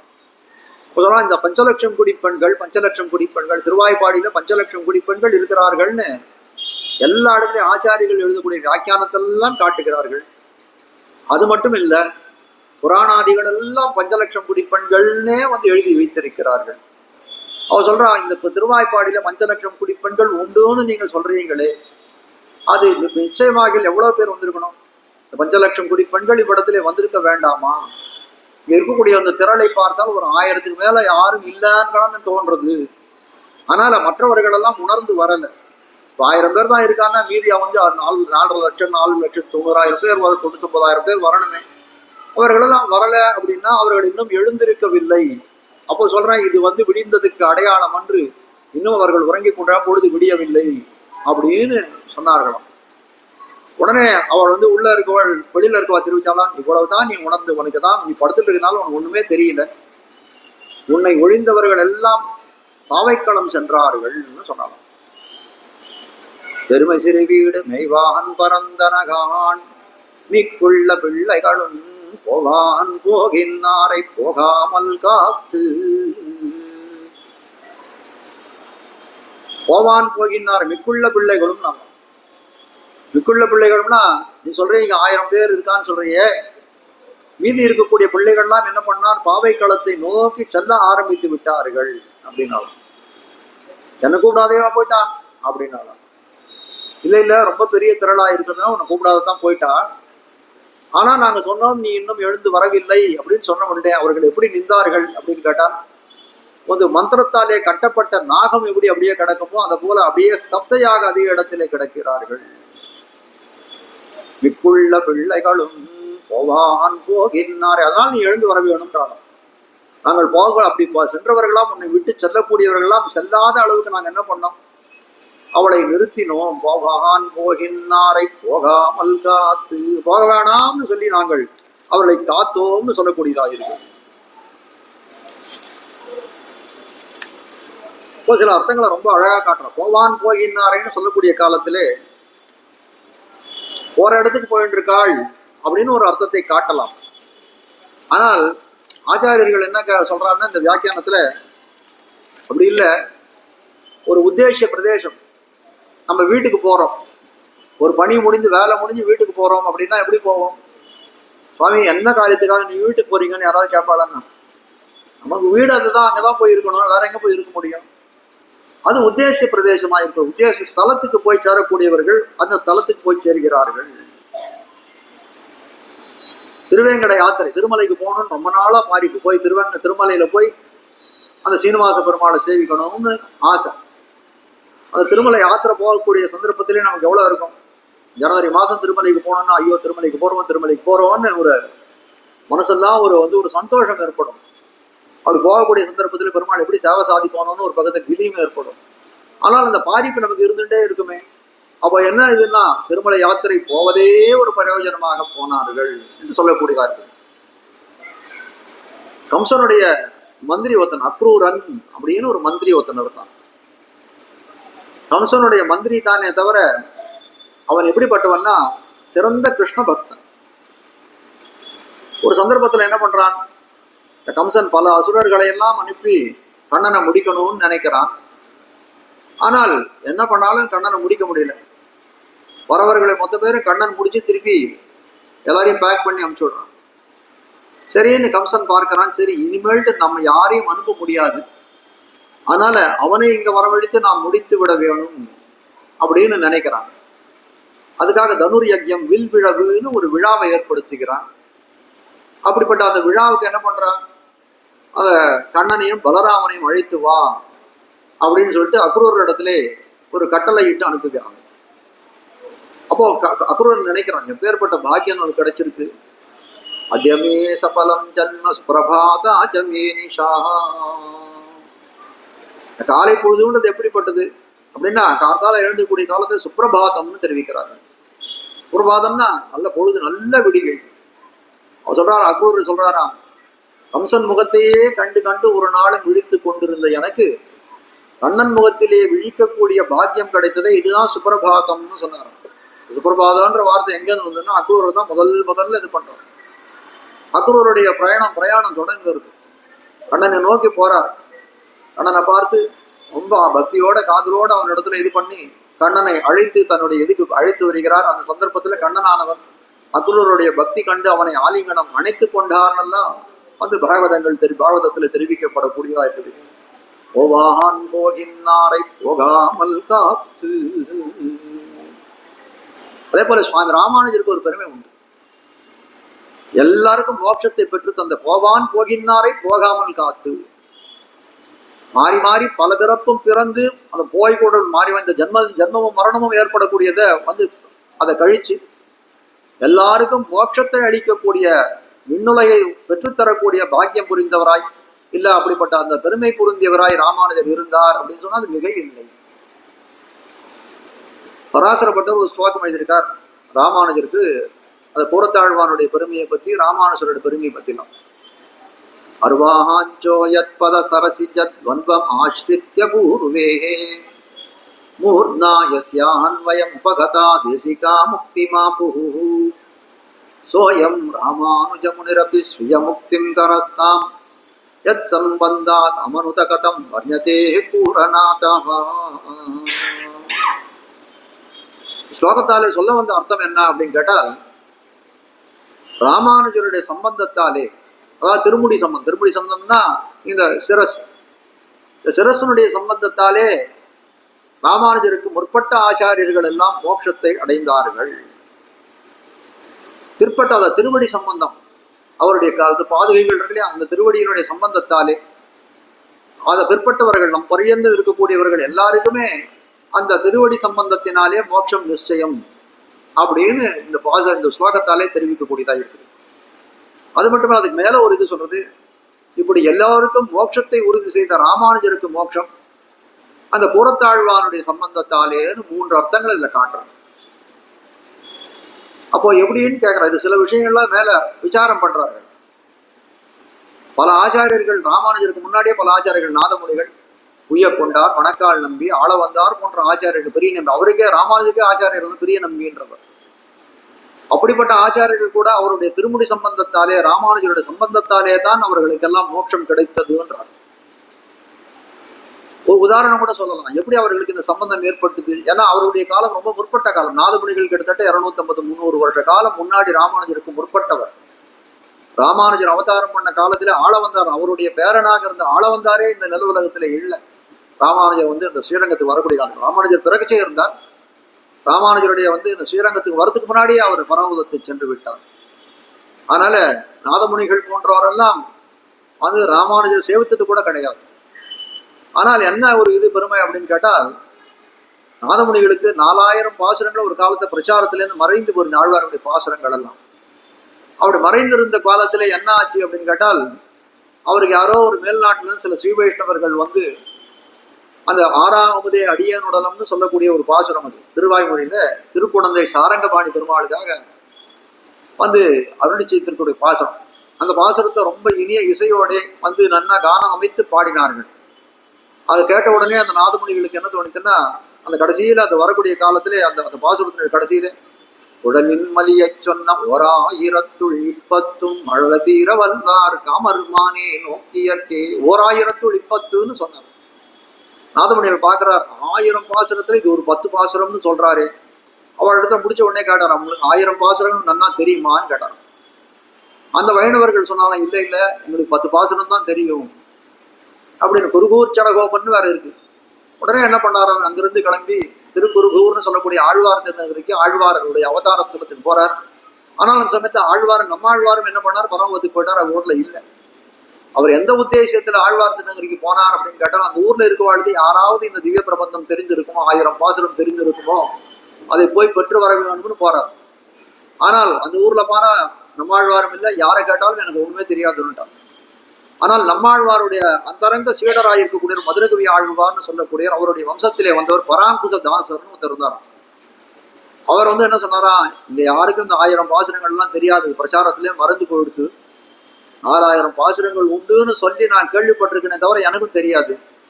ஆனால் எங்கள் வம்சத்திலே பூர்வராய் புதித்தவர் அந்த மதுரகவி ஆழ்வார், அவராலே அருளி செய்யப்பட்ட பிரபந்தம் வந்து கண்ணினும் சிறுத்தாம்புன்னு ஒரு பிரபந்தம். எங்க பெரியவர்கள்லாம் சொல்லுவாங்க, எங்க ஆத்துல இந்த கண்ணினும் சிறுத்தாம்ப 12,000 தடவை அந்த திருப்புலி ஆழ்வார் நம்மாழ்வார் இருந்த காலத்திலே எங்க எழுந்திருந்தார் அப்படின்னு கேட்டால், எழுந்தருள் இருந்தார்னா அந்த திருப்புலி ஆழ்வார் சொல்லி புளிய மரத்தின் கீழே தான் எழுந்தருள் இருந்தார். வேதவேத்தியே பரே பும்சி ஜாதே தசரதாத்மஜே வேத பிராச்சேத சாதாசித் சாட்சாத் ராமாயணாத்மனான்னு ஒரு புராண ஸ்லோகம். எம்பெருமான் ராமனாக அவதாரம் பண்ணக்கூடிய காலத்திலே வேதமானது ராமாயணமாக அவதாரம் பண்ணித்துன்னு சொல்கிறார்களே. அதுபோல ஆழ்வார் நம்மாழ்வாராக உலகத்திலே பிறந்த காலத்திலே ஆதிசேஷனாவன் அவர் குடைப்பிடிப்பதை போல புளியமரமாக வந்து அவதரித்தான்னு. அதனால அவருக்கு புளியமரம்னு சொல்றது இல்லை அந்த ஊர்ல, திருப்புளி ஆழ்வார்னு தான் பேர் அவருக்கு. அந்த திருப்புளி ஆழ்வார் அடியிலே உட்கார்ந்து கொண்டு 12,000 தடவை ஏகாத்திர சிந்தையராய் மனத்தை எங்கேயும் தவற விடாமல் சலனமடையாமல் 12,000 தடவை அதை உரு சொன்னார். அந்த 4,000 கடைசியில அந்த உரு சொன்ன உடனே என்ன ஆச்சுன்னா, அந்த நாதமுனிகளுக்கு நம்மாழ்வார் பிரத்யட்சமாகி யோக திசையிலே அவருக்கு சாட்சா்காரம் பண்ணி இந்த 4,000 அவருக்கு கூட 1000 பாசுரம் எனக்கு வேணும்னு கேட்டார். அவர் சொன்ன 1000 பாசுரம் இல்லை, மற்ற ஆழ்வார்கள் ஏனைய ஆழ்வார்கள் பாடின பாசுரங்களும் உண்டு, அந்த 4,000 பாசுரத்தையும் உனக்கு நாம் விண்ணப்பிப்போம் அப்படின்னு சொல்லி 4,000 கொடுத்தார்னு சொல்லி பார்க்கிறோம். அப்படி கொடுக்கக்கூடிய சந்தர்ப்பத்திலே ஒரு திருவாய்மொழி 5ஆம் பத்து உபதேசம் பண்றார். அந்த 5ஆம் பத்து உபதேசம் பண்ணக்கூடிய காலத்திலே பொலிக பொலிக பொலிக போயித்து வல்லுயிர்ச்சாபம் நலியும் நரகமும் நைந்த நமனுக்கு இங்கு யாதுமில்லை கலியும் கெடும் கண்டு கொண்மின் கடல் வண்ணன் பூதங்கள் மண்மேல்னு ஒரு இடம் வருது. கலியும் கெடும் கண்டு கொண்மின் கடல் வண்ணன் பூதங்கள் மண்மேல். இந்த பூமியில இந்த கலியுகத்திலே சில ஆச்சாரியர்கள்லாம் தோன்றப் போகிறார்கள். இந்த கலியினுடைய கொடுமையெல்லாம் அவர்கள் போக்கப் போகிறார்கள். அவர்கள் யாவர் என்று கேட்டீர்களாகில் திருமங்கை ஆழ்வார் ராமானுஜர் போன்றவர்களை எல்லாம் வந்து இந்த பூமியினுடைய பாரத்தை கலியினுடைய தோஷத்தை நீக்கப் போகிறார்கள்னு அர்த்தத்தை சொன்னாராம். உடனே நாதமுனிகள் கேட்டாரா, அவரை நான் சேவிக்கணும் போல எனக்கு ஆசையா இருக்கு அப்படின்னு கேட்டாராம். அவர் விபவ தசையில ஜீவித தசையில உமால சேவிக்க முடியாது, அதனால அவரை சேவிக்கிறதுக்கு ஒரு வழி சொல்றேன் நானுன்னு உங்களுக்கு சொல்லி என்ன பண்ணாராம், ஒரு சிற்பத்தை அவரை போல ராமானுஜர் வந்து இனிமேல்ட்டு தோன்ற போற ஆச்சாரியர் எப்படி இருப்பாரோ அவர் போல ஒரு விக்கிரகத்தை எழுந்தருளை பண்ணி அவரிடத்திலே கொடுத்தார்னு தெரிவிக்கிறார்கள். அந்த விக்கிரகத்துக்கு பேர் பவிஷ்யதாச்சாரிய விக்கிரகம்னு சொல்றார். இன்னைக்கும் ஆழ்வார் திருநகரிலே அந்த பவிஷ்யதாச்சாரியர் அந்த எமரமானார் செஞ்ச ராமானுஜர் சன்னதியிலே அந்த விக்கிரகம் இன்றைக்கும் இருக்கிறது. அவருக்கு பவிஷ்யதாச்சாரியர், பவிஷ்யத்னா பின்னால வரக்கூடிய வருங்காலத்து ஆச்சாரியர் அப்படின்னு அர்த்தம். அந்த பவிஷ்யதாச்சாரியர் திரும்பிய சம்பந்தம் வந்து எல்லாருக்கும் கிடைச்சுட்டு. அப்ப சொன்னாராம் அவர் வந்து, நான் நம்மாழ்வார் சொன்னாராம், இது அப்படியே பரம்பரையா வந்து இந்த விக்கிரகத்தை வந்து பேணி காத்தி இவருக்கு திருவாராதனங்கள்லாம் பண்ணி நீங்கள் வந்து அதை கொண்டு போய் வந்து ராமானுஜர் இடத்துல சேர்ப்பிக்க வேணும்னு சொல்லியிருந்தாராம். அதே ரீதியில எல்லாரும் பண்ணிருந்தோம். அப்ப என்ன ஆச்சு, பவிஷ்யதாச்சாரியன ராமானுஜருடைய சம்பந்தம் இந்த ஆச்சாரியர்களுக்கு எல்லாரும் கிடைச்சது, அதனால மோட்சத்துக்கு சென்றார்கள்னு சொன்னாலும் அதுல ஒன்றும் தப்பு இல்லை. திருவடி சம்பந்தத்தாலே சில ஆச்சாரியர்கள் போனார்கள், வந்து மோட்சத்துக்கு போனார்கள், எல்லாருக்கும் வந்து அவருடைய திருவடி சம்பந்தம் மோட்சம் நிச்சயம் அப்படின்னு சொன்னோமேனால் அதுல எந்த விதமான விவாதாஸ்பதமாக அதுல சர்ச்சை பண்ணக்கூடிய விஷயமே எதுவுமே இல்லை. அவருடைய அருளால கண்டிப்பாக மோட்சம் நிச்சயம் அப்படின்னு சொல்லக்கூடியதா. ஏன்னா ஒரு அம்மையார் என்ன பண்ணிருந்தா, ஒரு வயதான அம்மா, பால் தயிர்லாம் வியாபாரம் பண்ணக்கூடியவன். ராமானுஜர் மடத்துக்கு ஸ்ரீரங்கத்துல நித்தியம் பால் தயிர் எல்லாம் கொண்டு போய் கொடுத்துட்டு இருக்கோம். மாசம் முடிஞ்சது, பணம் வாங்கணும்னு வர அந்த மடத்துல இருக்கக்கூடிய அதிகாரி சொல்றார், அம்மா உனக்கு இவ்வளவு பணம் கொடுக்கணும் இந்த இதுக்கு, அதை நான் கொடுத்து விடுறேன், இருந்தா வாங்கிக்குவான்னு. இந்த மாதம் சொன்னாலும் எனக்கு பணம் வேண்டாம், எனக்கு மோட்சம் தான் வேணும்னா. ஐயோ மோட்சம்னா எனக்கு எப்படி கொடுக்குறதுங்களா, எனக்கு அதெல்லாம் தெரியாது அப்படின்னு சொன்னோம்னா அந்த அம்மாவை கொண்டு போய் ராமானுஜர் இடத்தை கொண்டு போய் விட்டாராம். ராமானுஜர்கிட்ட கேட்டாலாம், உனக்கு மோட்சம் வேணும்னு. ஆகட்டும், நான் பெருமாள்கிட்ட சொல்லி உனக்காக நான் பிரார்த்திச்சு பெருமாள்கிட்ட வாங்கி தரேன். இல்லை நான் வந்து எனக்கு படிப்பு எழுத்துலாம் ஒன்றும் தெரியாது, அதனால நீங்க ஒரு ஓரையிலே எனக்கு எழுதி கொடுக்க வேணும் அப்படின்னு கேட்டாலும். கேட்ட உடனே என்ன பண்ணாராம், சரி ஆகட்டும், நீ சொல்றபடியே நான் எழுதி தருகிறேன்னு சொல்லிட்டு திருமலை திருவேங்கடவனுக்கு ஒரு ஓலை எழுதி கொடுத்தாலாம். இந்த தேதியிலே இந்த அம்மாளுக்கு ஸ்ரீவைகுண்டத்திலே ஒரு இடத்தை வந்து கிரயம் பண்ணி கொடுக்கிறேன், நீ அங்கீகரிக்க வேணும் அப்படின்னு சொல்லிட்டு ஒரு ஓலையை எழுதி கொடுத்து, நீ போய் திருமலையில் போய் அந்த பிரம்மாண்டை சேவிச்சு பரமபதத்தை வாங்கிக்கோன்னாராம். அதே மாதிரி திருமலைக்கு சென்றால் அவள் பரமபதத்தை அங்க போய் வந்து அந்த பெருமாள் இடத்துல இந்த ஓலையை காண்பித்து வைகுண்ட பதவியை அடைந்தாள்னு சொல்லக்கூடியது. அப்போ காட்டக்கூடிய விஷயம் என்ன அப்படின்னு கேட்டால், ராமானுஜருடைய சம்பந்தத்தாலே எல்லாருக்கும் முக்தின்னு சொல்லக்கூடியது கையில் அங்கு நெல்லிக்கனியை போலே இருக்கிறது. போவான் போகின்னாரை போகாமல் காத்து, போகாமல் காத்து எல்லாரையும் போகாமல் தப்பான இடத்துக்கு போய் சேர்த்து விடாமல் நம்மளை எல்லாம் போகாமல் காத்தவராய் இருந்தவர் அவர்னு தெரிவிக்கிறார். ஆனால் மற்றொரு விஷயம் அந்த ஸ்லோகத்தை தெரிவிக்கிறது, ராமானுஜருக்கு வந்து புறத்தாழ்வானுடைய சம்பந்தத்தினாலே மோட்சம்னு தெரிவிச்சார். அது எங்கனம் அப்படின்னு பார்த்தோமே ஆனால் எல்லாருக்கும் தெரியும், ராமானுஜருடைய சரித்திரத்திலே அவருக்கு 5 ஆச்சாரியர்கள் உண்டு. அதுல பஞ்சாச்சாரிய பதாசிரியர் ஒருத்தர் திருக்கோட்டியூர் நம்பின்னு ஒரு ஆச்சாரியர். இந்த திருக்கோட்டியூர் அந்த ராமானுஜருடைய அந்த அந்த அந்த 5 ஆச்சாரியர்களுக்கும் ஆச்சாரியராக விளங்கணும் ஆள வந்தான்னு சொல்லக்கூடியவர். அந்த ஆள வந்தார் என்ன பண்றாரு, சம்பிரதாய அர்த்தங்களை எல்லாம் ஒரு அர்த்தங்களை ஒரு ஆச்சாரியர் எடுத்து வச்சுட்டு போனார். திருமாலை ஆண்டான் ஒரு ஆச்சாரியர், திருமலை நம்பின்னு ஒரு ஆச்சாரியர், திருக்கோட்டியூர் நம்பின்னு ஒரு ஆச்சாரியர், பெரிய நம்பின்னு ஒரு ஆச்சாரியர். இப்படி எல்லாம் 5 ஆச்சாரியர்களிட திறத்திலே 5 அர்த்தங்களை வைத்து போந்தார். திருக்கோட்டியூர் நம்பின்ற ஆச்சாரியர் திறத்திலே ரகசியார்த்தங்களை, முக்கியமா அவரிடத்து ரகசியம்னு சொல்லக்கூடிய திருமந்திரம் துவயம் சரமஸ்லோகம்னு சொல்லக்கூடிய இந்த ரகசியார்த்தங்களை எல்லாம் அந்த திருக்கோட்டியூர் நம்பி திறத்திலே வைத்து போந்தார். அப்போ திருக்கோட்டியூர் நம்பி இடத்துல போய் நீ போய் அந்த அர்த்தங்களை எல்லாம் பெற்று வாரும் அப்படின்னு சொல்லி பெரிய நம்பிகள் விண்ணப்பிக்கிறார், அவர்கிட்ட ஆணையிடுகிறார் ராமானுஜர்கிட்ட. சரின்னு திருக்கோட்டியூருக்கு போகிறார் ராமானுஜர். அப்படி போகக்கூடிய காலத்துல 18 பரியாயம், ஒரு தடவை 2 தடவை இல்லை 18 தடவை அவர் போய் இந்த ரகசியத்தை இவர் பெறுவதற்கு தகுதி உடையவர் தானா அப்படின்னு பார்த்து கொண்டு 18வது தடவை தான் அவர் சொல்றாரு. ஆனால் அப்படி சொல்லக்கூடிய சந்தர்ப்பத்தில் கூட என்ன சொல்றாருன்னா, எல்லாருக்கும் இந்த மந்திரத்தை எல்லாம் இந்த அர்த்தங்களை எல்லாம் உரைக்கக்கூடாது, ரொம்ப ரகசியமா வைத்துக் கொண்டிருக்க வேணும்னு தெரிவிக்கிறார். பிரமாண வச்சனங்களே தெரிவிக்கிறது, குரும் பிரகாஷயே தீமாம் மந்திரம் எத்தேன கோப்பையேத்துன்னு தெரிவிக்கிறது. ஒரு சிஷ்யனுடைய கடமை என்ன அப்படின்னு கேட்டீர்களே, ஆனால் ஆச்சாரியன் சொல்லக்கூடிய ஆச்சாரியனுடைய பெருமையை எல்லா இடத்திலும் பறைசாற்றினீங்க. ஆச்சாரியன் இவ்வளவு சிறப்பு வாய்ந்தவன், இவ்வளவு பெருமை வாய்ந்தவன், இவ்வளவு குணங்கள் வாய்ந்தவன்றதை போய் சொல்லணும். ஆனால் அந்த ஆச்சாரியனாலே உபதேசிக்கப்பட்ட மந்திரங்கள் இருக்கே, அதை ரகசியமா வைத்து காக்க வேணும்னு வச்சனங்கள்லாம் தெரிவிக்கிறது, பிரமாண வச்சனங்கள்லாம் தெரிவிக்கிறது. அப்படி இருக்கக்கூடிய அந்த காலத்திலே பார்த்தோமே ஆனால் ராமானுஜர் என்ன பண்ணார், குரும் பிரகாஷய தீமான் ஆச்சாரியர்களுடைய பெருமையை கொண்டாடுவதற்கு அவருக்கு எந்த விதமான தயக்கம் இல்லை. எந்தெந்த இடத்துல அவர்களை கொண்டாட வேணுமோ அந்தந்த இடத்துல நன்றாக கொண்டாடினார் அவர். ஆனால் மந்திரம் எத்தின கோப்பையத்தின் மந்திரத்தை பேணி காக்க வேணும்ன்ற இடத்துல கொஞ்சம் தவறி போயிட்டாருன்னு தானே தோன்றது.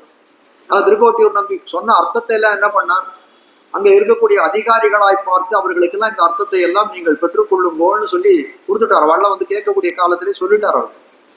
உடனே அறிந்த உடனே திருக்கோட்டியூர் நம்பி ரொம்ப பதற்றமாக ஓடி வருகிறார். சுவாமி, உன்னிடத்தில் நான் என்ன சொன்னேன், நான் சொல்லிருக்கக்கூடிய அர்த்தங்களை எல்லாம் வேறு யாருக்கும் பிறருக்கு உபதேசிக்க கூடாதுன்னு நான் சொல்லியிருக்கக்கூடிய அந்த சந்தர்ப்பத்திலே நீர் போய் இந்த மாதிரி எல்லாருக்கும் சொல்லிட்டீரே, இதனால உமக்கு விளையக்கூடிய பலன் என்னன்றது தெரியுமான்னு கேட்கக்கூடிய காலத்திலே ஒரு குருவினுடைய வார்த்தையை அதிக்கிரமித்தால், அதை மீறி நடந்தால் எனக்கு நரகம்தான் நேரும், நரகம்தான் கிடைக்கும் எனக்கு நன்றாகவே தெரியும். ஆனாலும் என்ன பண்றது, நான் நரகம் போனாலும் ஏனையவர்கள் இந்த ரகசியார்த்தங்களை கேட்டவர்கள் எல்லாம் வைகுண்ட பதவியை அடைவார்களே, அதனால எனக்கு போதும்னு ஆரம்பம். அதனால்தான் உடனே என்ன பண்றாரோ, அவருக்கு எம்பெருமானான்ற பேர் அப்பதான் திருக்கோட்டியூர் முதல்ல கொடுத்தான்னு சொல்லக்கூடியதா இருக்கு சரித்திரம். அப்போ இந்த சரித்திரத்தெல்லாம் வச்சு பார்க்கக்கூடிய காலத்திலே ராமானுஜருக்கே ஒரு பெரிய சந்தேகம் இருந்துதான். நம்ம என்ன இருந்தாலும் சாஸ்திர விதி வச்சனத்துக்கு கட்டுப்படாமல் ஆச்சாரியனுடைய வார்த்தையை மீறி அந்த உபதேசத்தை பண்ணிட்டோம், அந்த வார்த்தையை மீறினோம்ன்ற ஒரு பாபத்துக்கு ஆளாகி விட்டோமே, அதனால நமக்கு ஒரு மோட்சம் கிடைக்குமோ கிடைக்காதோ அப்படின்னு நினைத்து கொண்டிருந்தாராம். அப்படி நினைத்து கொண்டிருக்கிற காலத்துல கூரத்தாழ்வான் அவருடைய அணுக்கமான சீடர். அவர் என்ன பண்றார், எம்பெருமானுக்கு அந்த ஸ்ரீரங்கத்தில் இருக்கக்கூடிய அரங்கநாதனுக்கு அந்த பௌரோகித்ய கைங்கரியம் நித்தியம் போய் புராணம் இதெல்லாம் வாசிக்கணும், அங்க போயிட்டு பஞ்சாங்கங்கள்லாம் வாசிக்கணும். இன்னைக்கு என்ன நட்சத்திரம் திதி என்ன, சுவாமிக்கு என்ன உற்சவம், எங்க புறப்பாடு கண்டகள் வேணும், யார் யார் என்ன அருள் புரிய வேணும், இந்த விஷயங்கள் எல்லாம் போய் அனுதினமும் அந்த பஞ்சாங்க சிரவணம்னு சொல்லிட்டு அந்த பஞ்சாங்கத்தை வாசிப்பதுன்னு ஒரு வழக்கத்தை வச்சிருக்காங்க. அதே கிரமத்திலே போய் கூரத்தாழ்வான் அன்னைக்கு போய் இருக்கக்கூடிய காலத்திலே அது பெருமாள் கேட்கிறாரு, சுவாமி ஏதாவது ஒரு உபன்யாசம் சாதியுமே அப்படின்னு சொல்லக்கூடிய காலத்திலே ஒரு உபன்யாசத்தை சொன்னாராம். பெருமாள் ரொம்ப அகம்ப விழுந்து போனார் கூரத்தாழ்வான் வார்த்தையை கேட்டு. அப்புறம் என்ன பண்ணாராம் அவர், சரி நமக்கு என்ன வேணும் அப்படின்னு கேட்கக்கூடிய காலத்திலே கூரத்தாழ்வான் சொன்னாராம், இல்லை எனக்கு பரமபதம் வேணும், பெருவீடு வேணும்னு கேட்டாராம். சரி அப்படியே தந்தோம், உனக்கும் உன் சம்பந்தம் உடையாருக்கும் நாம் தந்தோம்னு பெருமாள் தெரிவித்தாங்க. இதை கேட்கிறார் ராமானுஜருக்கு. அப்படியே அந்த செய்தி எட்டி போன உடனே அங்கேருந்து ஓடி வரா, ஐயோ கூரத்தாழ்வான் அவருக்கு ரொம்ப பிரியமான சிஷ்யர், இந்த மாதிரி கூட நம்மை விட்டு பிரிந்து போக வேணும்னு உனக்கு எண்ணம் தோன்றித்தே, இது எப்பேற்பட்ட எண்ணம், இது தவறான எண்ணம் இல்லையா, என்னை விட்டு நீர் எப்படி போவே, உண்மை விட்டு நான் எப்படி இருப்பேன்னு கதறுகிறார் ராமானுஜர். அப்போ அவர் கூரத்தாழ்வான் ஒரு பதில் சொல்றார். பொதுவாக இந்த வைகுண்டத்துக்கு இங்கிருந்து வைகுண்டத்துக்கு போகக்கூடிய முக்தாத்மாக்கள் போகக்கூடிய அந்த சந்தர்ப்பத்திலே அந்த ஏற்கனவே வைகுண்டத்திலே இருக்கக்கூடிய நித்தியசூரிகள் முக்தாத்மாக்கள்லாம் என்ன பண்ணுவார்களோ, வரக்கூடியவர்களுடைய திருவடிகளை எல்லாம் நல்ல தூய நீராலே அவர்கள் திருவடியை விளக்கி அவர்கள் எல்லாம் வணங்கி நல்ல மரியாதைகள்லாம் செய்வார்கள்னு கேள்விப்பட்ட சுவாமி. தேவரீர் பதம் பதிச்சப்புறம் அடியன் வந்தேனானால் என்னுடைய திருவடிகளை நீர் விளக்க வேண்டியதாக இருக்கும் அப்படின்னு சொன்னார். இந்த குரு சிஷ்ய சம்பந்தம்ன்றது எப்போ வரைக்கும் அப்படின்னு கேட்டால் இந்த நிலவுலகத்துல இருக்க வரைக்கும் தானே. ஆனால் கோரத்தாழ்வானுக்கு எங்க போனாலும் இந்த சம்பந்தமானது விட்டு போகாததாக நினைத்து கொண்டான், நித்திய சம்பந்தமாக நினைத்து கொண்டு சொல்றார். உனக்கு முன்னாடி நான் போயிட்டேனானால் தேவரீர் திருவடியை நான் அலம்ப வேண்டிய ஒரு இது ஏற்படுமே தவிர, உமக்கு அப்புறம் நான் போனேனானா என்னை வந்து நீர் வரவேற்க வேண்டிய ஒரு கதிக்கு ஏற்படுமே. அப்படி அப்போ குரு சிஷ்ய சம்பந்தம் பங்கப்படும். அதனால உமக்கு முன்னாலேயே போக வேணும்னு தான் நான் பெருமாளிடத்திலே இந்த பரமதத்தை வேண்டி வாங்கி கொண்டேன். நான் சரி ரொம்ப ராமானுஜர் சரி ஒருவாறு தேறினார்.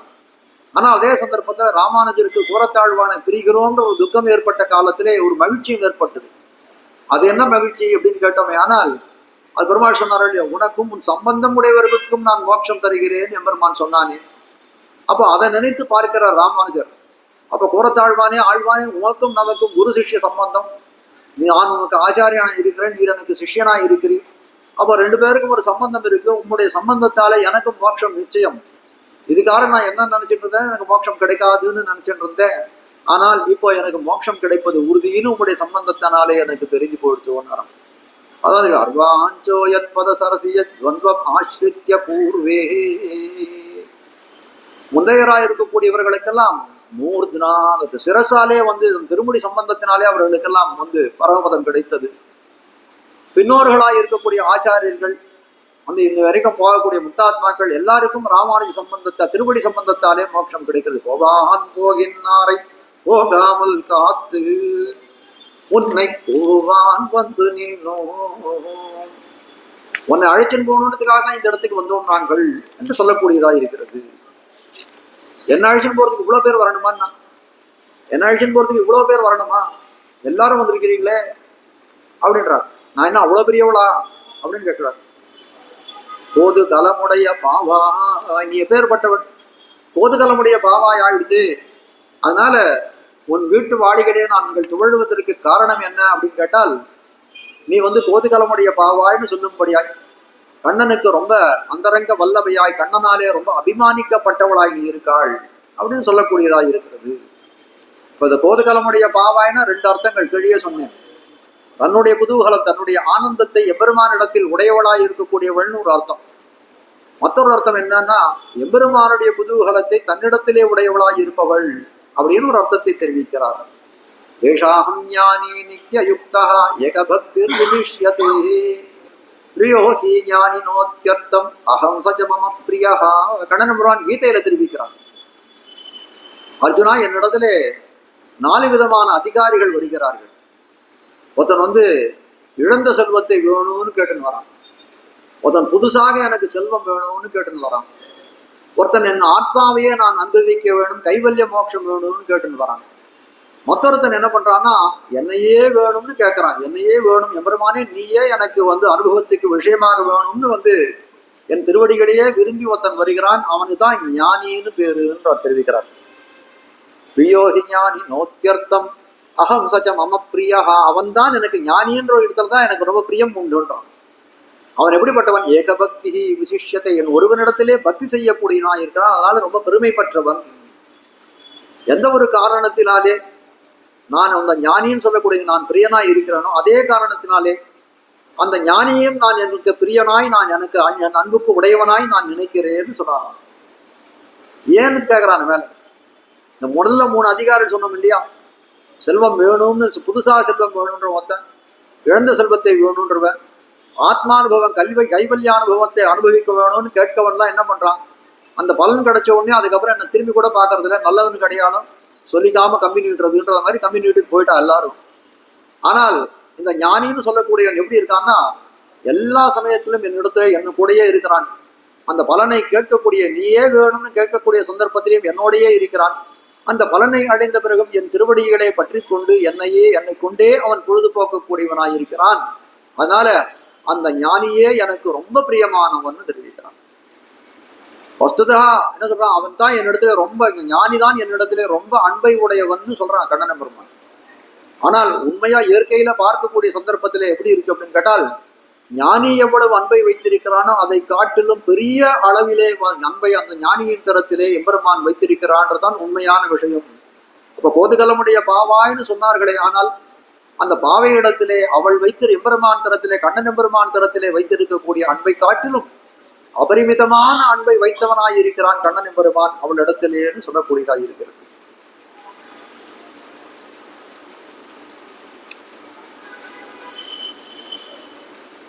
அப்படிப்பட்ட ஞானிகள் யார் அப்படிங்கடா? உதாரா சர்வயே வைதே ஞானீத்வாத்மைவமே மதம் வாசுதேவ சர்வமிதி சமஹாத்மா சுதுர்லபஹா. வாசுதேவமே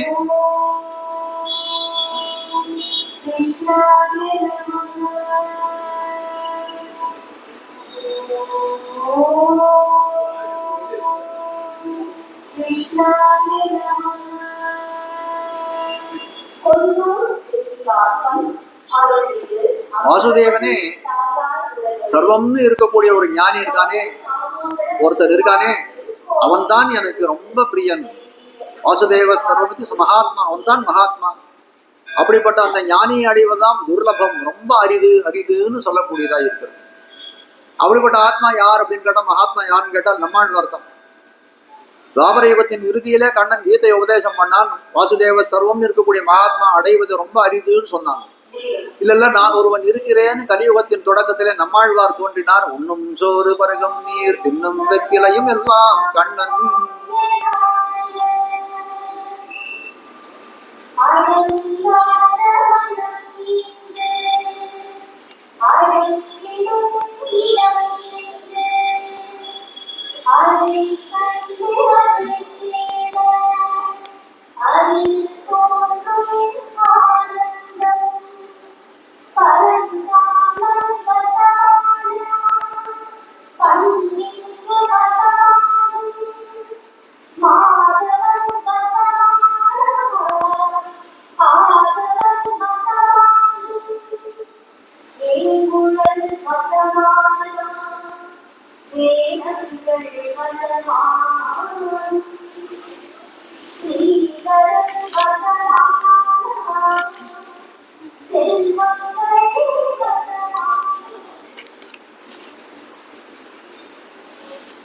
அப்போ கோதுகளுடைய பாவாய்ன்னு சொல்லக்கூடிய ஒரு தரத்திலே எம்பெருமான் அதிகமான பிரியத்தை வைத்திருக்கிறான்னு பார்க்கிறோம்.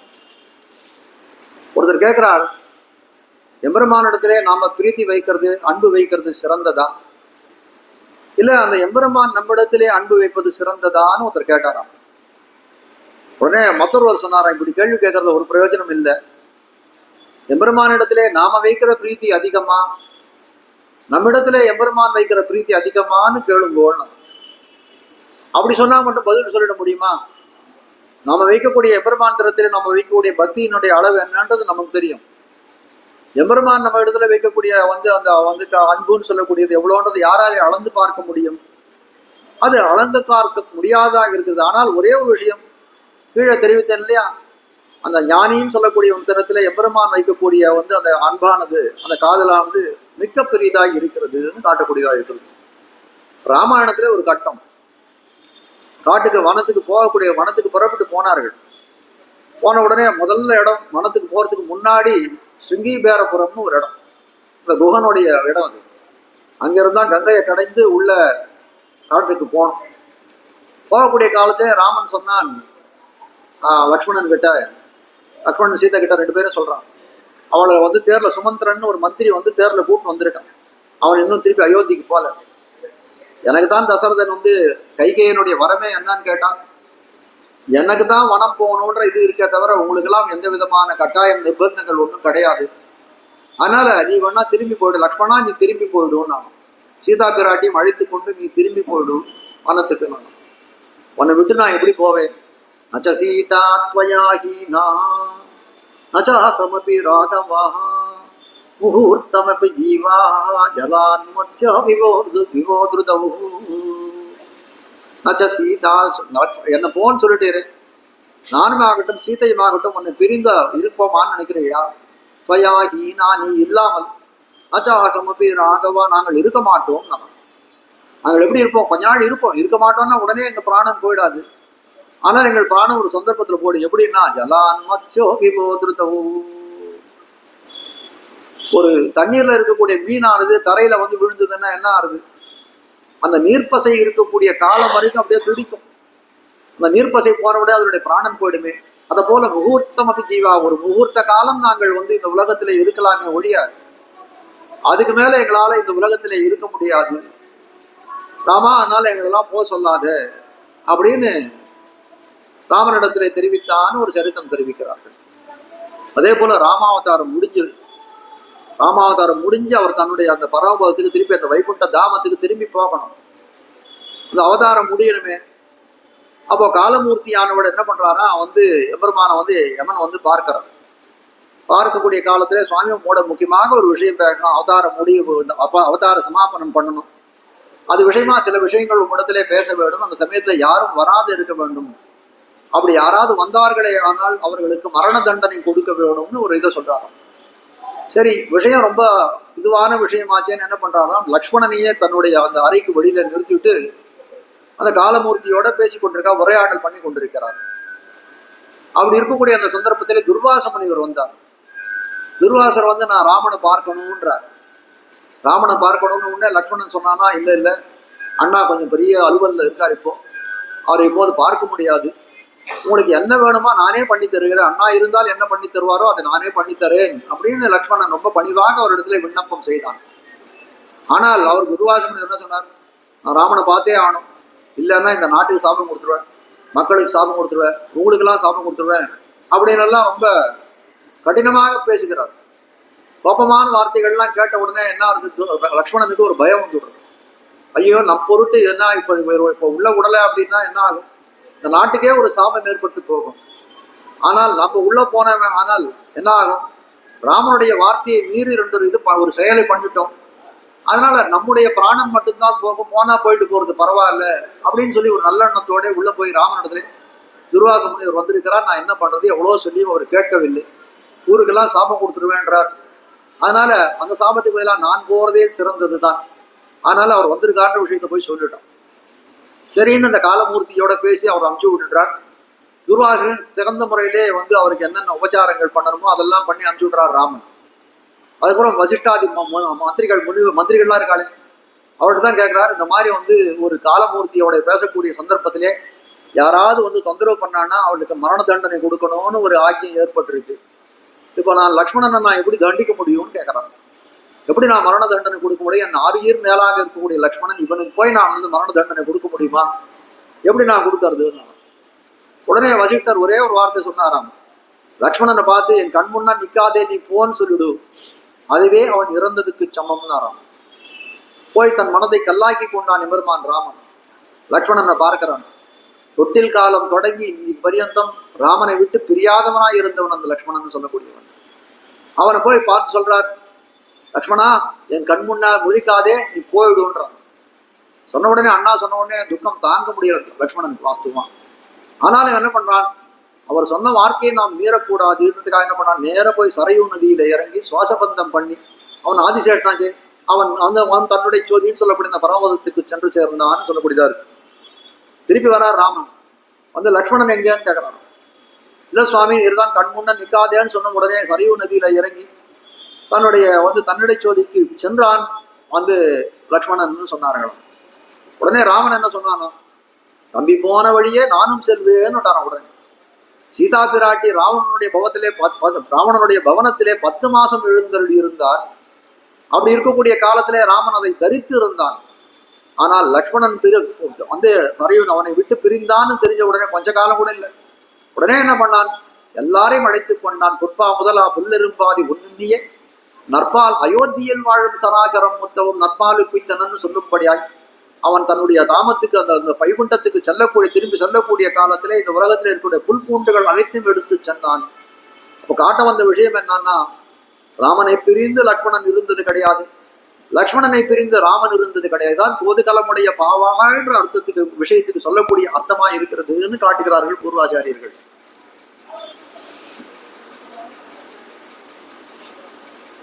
கோதுகலமுடைய பாவாக எழுந்திராய் பாடிப்பறை கொண்டு, அவனை பாடிப்பறை கொண்டுன்னு தெரிவிக்கிறார்கள். அவ கேட்கிறார், நீங்க வந்து இப்போ என்ன வந்து கூப்பிடுறீங்கள, எதுக்காக கூப்பிடுறீங்க அப்படின்னு கேட்கிறாங்க. எம்பெருமானை பாடி எல்லாரும் போயிட்டான்னு சொல்றீங்க, இல்லை எல்லாரையும் பிடிச்சி வச்சிருக்கான்னு சொல்லிட்டீங்க. சரி, இப்போ நான் பண்ண வேண்டிய காரியம் என்னான்னு கேட்டார். பாடி பறை கொண்டு அந்த எம்பெருமானை பாடி நாம் பறை கொள்ள வேணும், கைங்கரியத்தை கொள்ள வேணும்ன்றார். கைங்கரியத்தை கொள்ள வேணும்னா உடனே அவர் தெரிவிக்கிறார், அவன் எப்பேற்பட்டவன், அவன் எவ்வளவு சாதாரணமா அம்மான் ஆழிப்பிறான் அவனை விடத்தான் யானா எம்மா பாவியர்க்கும் விதிவாய்க்குன்னு வாய்க்கும் கண்டீர்னு சொல்லும்படியாய் அவன் எல்லாம் உபயோகிக்கும் நாயகனாயிருக்கான். நாமளோ ஒரு சிறிய கடுகு போல இருக்கிறோம், நமக்கு அவனுக்கு ஏணி வச்சா கூட எட்டாதேன்னு சொல்லக்கூடிய காலத்திலே அவன் நமக்காக காரியம் செய்யக்கூடியவனாகத்தான் இருக்கிறான்னு சொல்லக்கூடியதா இருக்கிறது காட்டுகிறார்கள். மிக்குள்ள பிள்ளைகளும் போவான் போகின்னாரை போகாமல் காத்து உன்னை கூவான் வந்து நின்னோம் பொதுகலமுடைய பாவா எழுந்திராய் பாடிப்பறை கொண்டு அவனை பாடி நாம் பறையை கொள்வோம் தெரிவிக்கக்கூடியது.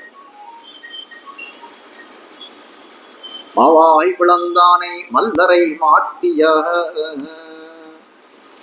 மாவாய் பிளந்தானே மல்லரை மாட்டியன்னு தெரிவிக்கிறான். மாவாய் பிளந்தது கீழே கூட ஒரு ஆள் தெரிவித்தேன்.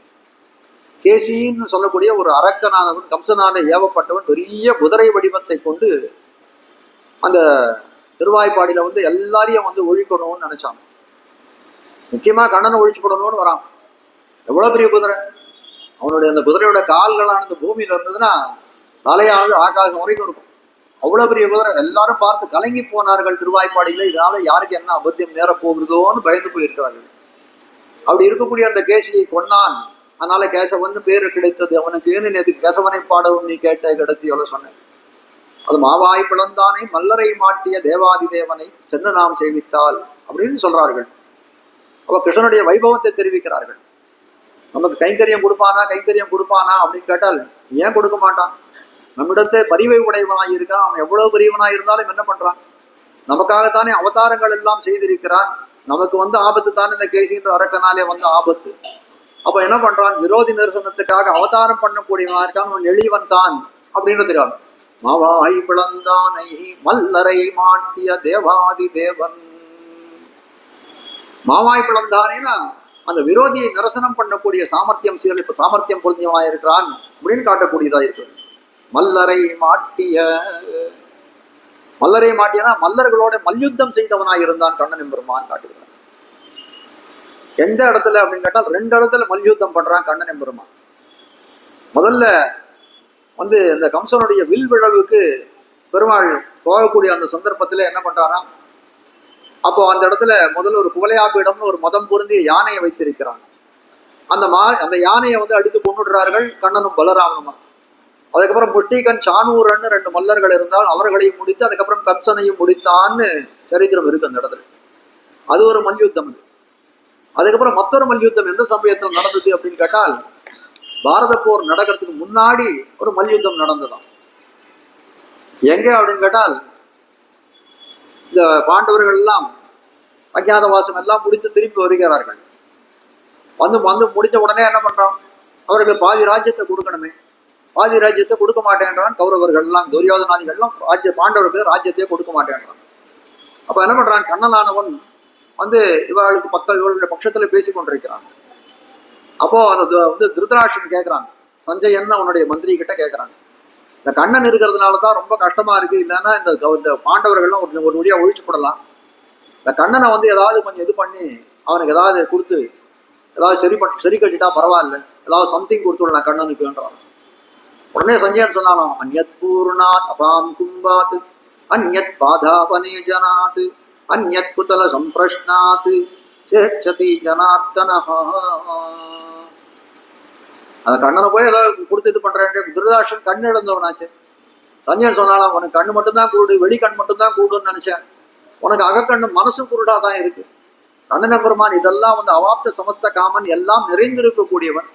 அவனுக்கு போய் ஏதாவது கொடுக்கணும்னு நினைக்கிறேன். கண்ணன் கொடுக்கணும்னா என்ன தெரியுமா கொடுக்கணும்? அந்யத் பூர்ணாத் அபாம் கும்பாத். கண்ணன் வரக்கூடிய சந்தர்ப்பத்திலே ஒரு பூரண கும்பத்தை கொடுத்து, கண்ணா நீ வர வேணும்னு சொல்லணும். அந்யத் பாதாவனே ஜனாத் அந்யத் பாதாவனே ஜனாத். அவனை எழுந்தருள் பண்ணி அவனுடைய திருவடிகளை நல்ல தூய நீராலே விளக்க வேண்டும்.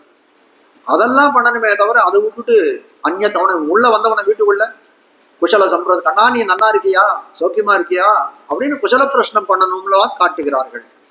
அதெல்லாம் பண்ணா கண்ணன் எல்லாத்தையும் செய்யக்கூடியவனா இருப்பான். அப்படி இருக்கக்கூடிய கண்ணன் திறத்திலே போய் ஏதோ அவனுக்கு ஏதோ ஒரு 2 கிராமத்தை கொடு 4 கிராமத்தை கொடுன்னு சொல்றியே, அதெல்லாம் நடக்கக்கூடிய காரியமான. அப்போ அந்த போர் மூடக்கூடிய ஒரு அபாயம் அந்த சந்தர்ப்பத்தை ஏற்பட்டு கண்ணன் பெருமான் நேரம் அந்த துரியோதனுடைய சபைக்கு வரப்போறான். நான் தூது வருகிறேன், பாண்டவர்கள் பட்சத்துக்காக நான் தூது வருகிறேன்ற செய்தி அனுப்பிச்சுட்டான். அப்படி வரக்கூடிய காலத்துல என்ன பண்றான் துரியோதனன், என்ன பண்றான், எப்படியும் கண்ணன் நம்ம சொல்றதை கேட்க போறது இல்லை, நாமளும் அவனுக்கு ராஜ்யத்தை கொடுக்கறதுல இஷ்டம் இல்லை, யுத்தம் கண்டிப்பா 3 தீரும், கண்ணன் அவர்கள் பட்சத்துல இருந்தானா நமக்கு யுத்தத்தை ஜெயிக்கிறது இது, அதனால கண்ணனை பிடிச்சிடணும்னு யோசனை பண்ணானா துரியோதனன். அதனால என்ன பண்ணா, அவனுக்கு பொய்யாசனத்தை இடிக்கிறான். கண்ணன் பெருமான் வரணும் எந்த இடத்துல உட்காந்துக்கிறானோ அந்த இடத்துல ஒரு பெரிய குழியை பண்ணிடும், ஒரு பள்ளத்தை வெட்டி கீழே ஒரு நிலவரையில அந்த ஆயுத பாணிகளா இருக்கக்கூடிய பல மல்லர்களை நிறுத்தி வச்சிட்டோம். அந்த பள்ளத்துக்கு மேல என்ன பண்ணா, சில மூங்கில் பிளப்புகள்லாம், மூங்கில் தடியெல்லாம் போட்டு நன்னா கழியெல்லாம் போட்டு நன்னா மூடிட்டு அதுக்கு மேல ஒரு நல்ல அழகா அலங்கரிக்கப்பட்ட ஒரு சிம்மாசனத்தை வச்சு, கண்ணா உனக்காகவே இந்த ஆசனம் இருக்கு பத்தியா, இதுல உட்கார்ந்து போகணும். எல்லாத்தையும் அறிந்தவனாச்சே கண்ணன். அவ்விடத்துல நிக்கிறான். உட்கார்ந்த உடனே என்ன ஆகுது, அந்த ஆசனம் முறிந்து விழுகிறது. அந்த பள்ளத்துல முறிந்து விழக்கூடிய காலத்திலே கண்ணன் பெருமானவன் தன் விஸ்வரூபத்தை எடுத்து அந்த மல்லர்களை எல்லாம் மாட்டி முடித்தான்னு சொல்லக்கூடியதா இருக்கிறது, காட்டக்கூடியதா இருக்கு. அப்போ எம்பெருமான் எப்படிப்பட்டவனாய் இருக்கிறான், மாவாய் பிளந்தானைன்னு சொல்லக்கூடிய விரோதிகளை நிரசனம் பண்ணக்கூடியவன். மல்லரை மாட்டியானா அந்த மல்லர்களெல்லாம் மாட்டக்கூடியது எப்படிப்பட்டது, அது பாண்டவர்களுக்கெல்லாம் இந்த ஊர்ல இருக்கக்கூடியவர்கள்லாம் நன்மையை பயக்கக்கூடியதாக இருந்தது, திருவாய்ப்பாடியில் இருக்கக்கூடியவர்கள்லாம் நன்மை பயக்கக்கூடியதாக இருந்தது. அப்போ விரோதி நரசனத்தை செய்யக்கூடியவனாய் இருக்கிறான். மாவாய் பிளந்தானே மல்லரை மாட்டிய தேவாதி தேவன் என்று தெரிவிக்கிறார்கள். தேவாதி தேவன் அப்படின்னு சொன்னா எல்லாருக்கும் தேவர்கள, மனுஷருக்கு தேவர் போல தேவர்க்கும் தேவாவோ என்று தெரிவிக்கிறார் கண்ணன் பெருமான் நம்மாழ்வார். எப்படி நம்மெல்லாம் என்ன நினைச்சிட்டு இருக்கோம், இந்திரன் வருணன் அக்னி வாயு இவர்கள்லாம் நம்ம காட்டிலும் சிறந்த தேவதைகள்னு நினைக்கிறோம். தவறு ஒன்றும் கிடையாது, அவர்கள்லாம் நம்மை காட்டிலும் சிறந்தவர்கள் தான் ஒரு விதத்துல. ஆனால் எம்பெருமானவன் எப்படிப்பட்டவனாய் இருக்கிறான், தேவர்க்கும் தேவாவா என்று சொல்லக்கூடிய அந்த தேவர்களுக்கெல்லாம் தேவனாய் இருக்கக்கூடியவன் காட்டுகிறார்கள். யான் கடவுள் என்னிருக்கும் எவ்வுலகிற் கடவுளர்க்கும் கடவுள் நீ. சில பேர்லாம் என்ன சொல்றா, நான் தான் கடவுள்னே சொல்றான். திருவரங்க கலம்பவன் பிள்ளை பெருமாளையங்கார் திருவரங்க கலம்பவன் ஒரு நூல் எழுதியிருக்கார். அவர் சொன்னார், யாம் கடவுள் என் இறக்கும் எவ்வுலகிற் கடவுளுக்கு. எந்த ஊர்ல ஒன்னா இருக்கணும், நான் கடவுள் சொல்றானே அவனுக்கு கடவுள் யார் தெரியுமா, நீதான். சுவாமி ராமானுஜன் தன்னுடைய கிரந்தங்கள்லாம் எழுதக்கூடிய காலத்திலே பகவான் பேர் சர்வேஸ்வரன் எழுத மாட்டார், சர்வேஸ்வரேஸ்வரஹா, சர்வேஸ்வரனுக்கெல்லாம் சர்வேஸ்வரனாய் ஈஸ்வரனாய் இருக்கக்கூடியவன் இவன் எழுதுவாராம். போல தேவாதி தேவனை சென்று நாம் சேவித்தால், தேவாதி தேவனாய் இருக்கிறோம். அவன் எப்படிப்பட்டவன், தமீஸ்வரானாம் பரமம் மகேஸ்வரம் தம் தேவதானாம் பரமஞ்ச தெய்வத்தம். ஈஸ்வரர்கள்னு யார் சொல்றாலும் அவர்களுக்கெல்லாம் மேலான மகேஸ்வரனான், தேவதைகளுக்கெல்லாம் மேலான தேவதையாய் இருக்கக்கூடியவன் சொல்லக்கூடியார்கள். கண்ணனெம்பரான் பிறந்த காலத்திலே வசுதேவன் சொல்றானே, ஜாதோசி தேவதேவேஷ சங்கசக்கர கதாதரஹா. தேவதேவேஷ ஜாதோசி, தேவர்களுக்கெல்லாம் நித்தியசூரிகளும், தேவர்களுக்கெல்லாம் தேவராய் இருக்கக்கூடிய நித்தியசூரிகள், அந்த நித்தியசூரிகளுக்கும் தேவனாய் இருக்கக்கூடிய நீ அவதரித்தாயேன்னு சொல்லக்கூடியதாயிருக்கிறது. தேவாதி தேவனை சென்று நாம் சேவித்தான். அப்படிப்பட்ட தேவாதி தேவனை நாம் போய் சென்று நாம் சேவித்தோமே, ஆனால் நமக்கு என்ன கிடைக்கும் அப்படின்னு கேட்டால், ஆவாவென்னாராய்ந்து அருள், ஆவாவென்னாராய்ந்து அருளாம். ஆஹா ஆகான்னு சம்ஸ்கிருதத்தை சொல்லணும் இல்லையா, அதுபோல ஆவான் அதுவே மருவி தமிழ் ஆவாவென்னாராய்ந்து அருள். எம்பெருமான இடத்துல போனா என்ன பண்றான்னா, ஆகான்றது என்னன்னா ஒரு சந்தோஷத்தாலையும் ஏற்படும், இல்ல சில சமயத்துல ஐயோன்னு சொல்றதுக்கு பதிலா ஆஹா ஐயோ ஆஹா ஐயோ ஐயோன்னு சொல்ற சப்தத்திலே அந்த அர்த்தத்தையும் வரும். அப்போ தெரிவிக்கிறார்கள், நம்ம போய் அந்த கண்ணனிடத்திலே போய் அந்த எம்பெருமான இடத்துல தேவாதி தேவனை சென்று நாம் சேவித்தால் அவன் இடத்துக்கு நம்ம போனோமே, ஆனால் அவன் என்ன பண்ணுவானா, ஐயோ இவர்களை நாம் வரவைத்தோமேன்னு நொந்து போவானாம். இது எங்கே காட்டப்படுகிறது அப்படின்னு கேட்டால், ராமன் தண்டகாரண்யன்ற வனத்துக்கு போறான். தண்டகாரண்யத்திலே பல ரிஷிகள் அவ்விடத்திலே எழுந்துள்ள இருக்கிறார்கள். ராமன் என்ன நினைக்கிறான், இந்த ரிஷிகளை எல்லாம் நாமே நேரே சென்று பார்க்க வேணும்னு நினைச்சு கொண்டிருக்கிறான். ஆனால் ரிஷிகளுக்கெல்லாம் அந்த பக்கத்தில் இருக்கக்கூடிய அந்த ராட்சசர்களுடைய தொந்தரவு ரொம்ப தாங்க முடியல. அது மட்டும் இல்ல, ராவணை சேவிக்கணும்ன்ற ஒரு ஆசை. ராமன் வரதுக்கு முன்னாடி என்ன பண்ணா, அந்த ரிஷிகள் எல்லாம் ராமனை பார்ப்பதற்கு வந்து விட்டார்கள். அவர்கள்லாம் பார்த்துருவான். ஏகி பஷ்ய சரீராணி, என்னுடைய ராமா என்னுடைய உடம்பெல்லாம் பாருன்றான். அவன் உடம்பெல்லாம் பார்த்தா ஒருத்தருக்கு வந்து கை காணும், ஒருத்தருக்கு வந்து விரல் காணும், ஒருத்தருக்கு மூக்கு காணும், ஒருத்தருக்கு காதை காணும். இந்த மாதிரி ஒரு அங்கங்களை இழந்தவர்களாய் ரொம்ப குரூப்பியா இருக்கிறார்கள் அந்த முனிவர்கள்லாம். ஐயோ என்ன ஆச்சு உங்களுக்கெல்லாம் கேட்கக்கூடிய சந்தர்ப்பத்திலே சொல்றான், இங்க இருக்கக்கூடிய ராட்சசர்களுடைய தொந்தரவு ரொம்ப ஜாஸ்தியா இருக்கு, அதனால எங்களுடைய வந்து இந்த மாதிரி நம்ம ரொம்ப கட்டது அல்லலுக்கு ஆட்பட்டு இருக்கிறோம். உடனே கண்ணன் ராமன் சொன்னாராம், ஐயோ இப்படி கூட வந்து நான் இது பண்ணான், வாஸ்தவத்துல நான் தான் உங்களை வந்து நேரே சந்திக்க வேணும்னு நான் நினைச்சு கொண்டிருந்தேன், உங்களை இவ்விடத்திலே வரும்படி நான் செய்து விட்டேனேன்னு சொல்லக்கூடியதாய் ரொம்ப ராமன் வந்து அவர்களிடத்தை மன்னிப்பை வேண்டினானாம்.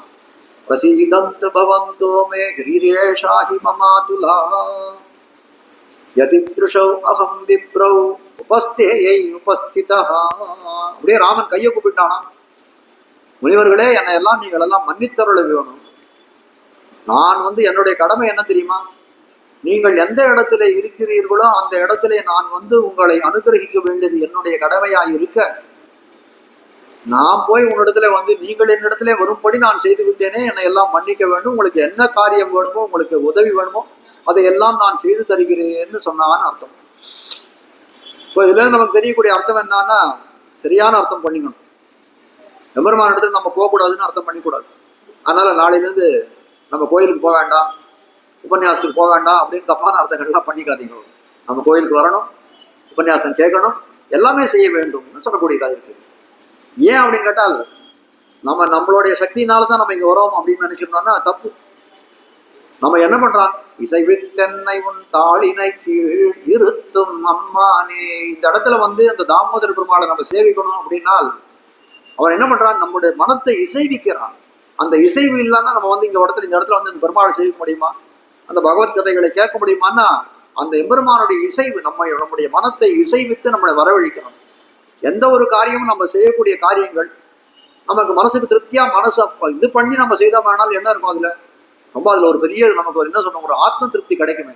அதே போல என்ன பண்றான், ஒரு காரியங்களும் அந்த பகவத் கைங்கரியங்களை அவன் என்ன பண்றான், நம்ம இசைவித்து அவன் காரியம் கொள்பவனாய் இருக்கிறான் அப்படின்னு சொல்லக்கூடியதாக இருக்கிறது.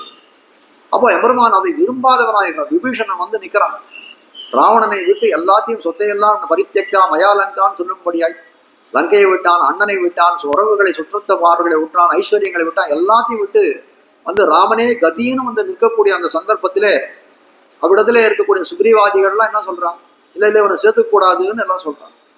அவன் சேர்த்துக்கிறான். கடைசியில வந்து அவன் ராமன் சொல்றது என்னன்னா, இந்த இடத்துல வந்து நிக்கிறானே அவனை போய் நான் சரணாகதி, அவனை அவனை போய் நான் வந்து அவனை அங்கீகாரம் பண்ண வேண்டி இருக்க, அவன் என் வீட்டு வாசலிலே நின்றும் அவனை சரணாகதி பண்ணுவதற்கு வந்து இவ்வளவு காலம் விளம்பித்து விட்டேனேன்னு ராமன் ரொம்ப கஷ்டப்பட்டான்னு சொல்லக்கூடியதா இருக்குது. அவன் எம்பெருமான் என்ன பண்ணுவனா இருக்கான்னா பரகத ஸ்வீகாரம். எம்பெருமான் நம்மை பற்றக்கூடிய பற்றானது எப்படிப்பட்டதா இருக்குன்னா அதுக்கு பரகத ஸ்வீகாரம்னு பேர். நாம் அவனை பற்றக்கூடிய பற்று ஸ்வகத ஸ்வீகாரம். இதுல எது சிறந்ததுன்னா எம்பெருமான் நம்மை பற்றக்கூடிய பற்றுதான் அது சிறந்ததுன்னு காட்டக்கூடியதாக இருக்கிறது.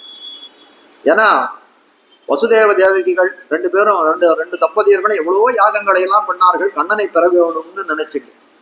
ஆனால் என்ன நடந்தது, ஒரே ராத்திரி தான் அவர்களோட இருந்தாலும் அப்புறம் கிளம்பி போயிட்டாங்க. நந்தகோபனோ யசோதை பிராட்டியோ ஏதாவது கண்ணனை வேண்டி எம்பெருமானே தனக்கு பிள்ளையாக பிறக்க வேண்டும் ஏதாவது ஒரு அனுஷ்டானங்கள் ஒரு கிரியைகள் பண்ணார்களா அப்படின்னு கேட்டால் எந்த விதமான கிருஷிகளும் பண்ணல. ஆனால் கண்ணன் பெருமான் அவர்களுக்கே கிடைத்தான்.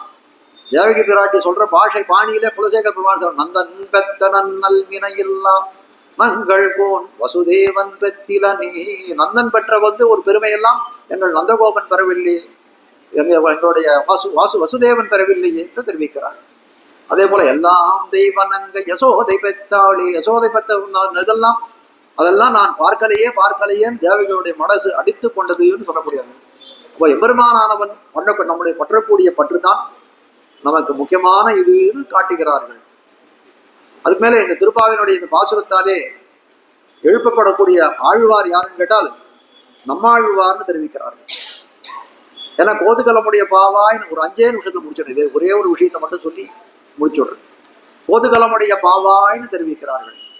கோதுகளுடைய பாவாயின்னு அர்த்தம் என்ன சொன்னேன், தன்னுடைய ஆனந்தத்தை எம்பெருமான் தரத்திலே வைத்தவள், எம்பெருமானுடைய ஆனந்தத்தை தன்னிடத்திலே வைத்தவளாய் இருக்கக்கூடியவள் கோதுகலமுடைய பாவாயின்னு 2 அர்த்தம் சொன்னேன். நம்மாழ்வாருக்கு இது பொருந்தும்னு காட்டுகிறார். பராசரப்பட்டவர் ஒரு ஸ்லோகம் பாடுகிறார். ருஷிஞ்சுஷாமகே கிருஷ்ண திருஷ்ணா தத்துவம் விவோதிதம். நம்மாழ்வாருக்கு என்ன பேருன்னா கிருஷ்ண திருஷ்ணா தத்துவம்னு பேர். திருஷ்ணைனா பக்தி இல்ல காதல்னு வச்சுக்கலாம். கிருஷ்ண திருஷ்ணை அப்படின்னா கிருஷ்ணன் தரத்திலே வந்து ஒரு பக்தி உடையவரான். நம்மாழ்வார் எப்படி இருப்பார்னு கேட்டா பராசரப்பட்டர் என்ன சொல்றாருன்னா, கிருஷ்ண பக்தியை ஒரு உருவமாக வரைந்தோமானால் அது எப்படி இருக்குமோ அந்த பக்தியான ஒரு உருவம் தான் நம்மாழ்வார்னு சொல்லக்கூடியதாக இருக்கிறது. அப்ப கிருஷ்ண திருஷ்ணைன்னு சொன்னா கிருஷ்ணனிடத்திலே வந்து திருஷ்ணை பக்தியை உடையவராக இருக்கக்கூடிய நம்மாழ்வார். இன்னொரு அர்த்தம் எப்படி சொல்லணும்னா கிருஷ்ணனுடைய திருஷ்ணை, கிருஷ்ணனுடைய வந்து அந்த காதலை தன்னிடத்திலே இருக்கக்கூடியவராய் இருப்பவர் இந்த நம்மாழ்வார். அதனால கோதுகலமுடைய பாவாய்னு சொன்னதுனாலே இவள் தான் வந்து இந்த கோதுகலத்தை நம்மாழ்வார் இந்த பாசுரத்தினாலே எழுப்பப்படுகிறார்னு சொல்லி இது பண்றார்.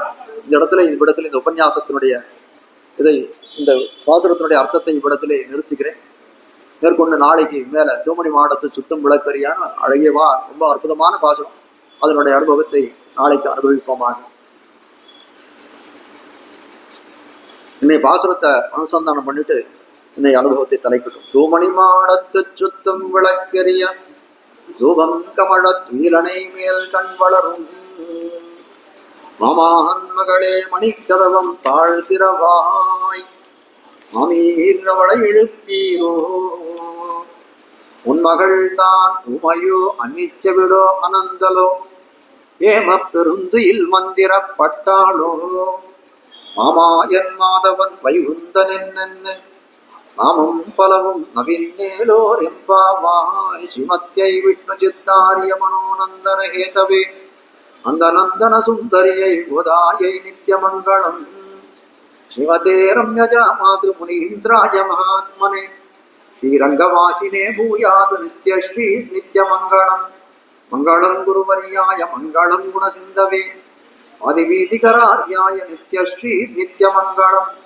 ஸ்ரீமத் சுந்தர ஜாமாத்ருமுனிபாதாப்ஜ சேவினே அண்ணங்கராரியவர்யாய நித்யஸ்ரீ நித்யமங்களம் தழை நல்ல இன்பம் தலைப்பெய்தெங்கும் தழைக்கவே லோகா சமஸ்தாக சுகினோ பவந்து சமஸ்த சன்மங்களானி சந்து.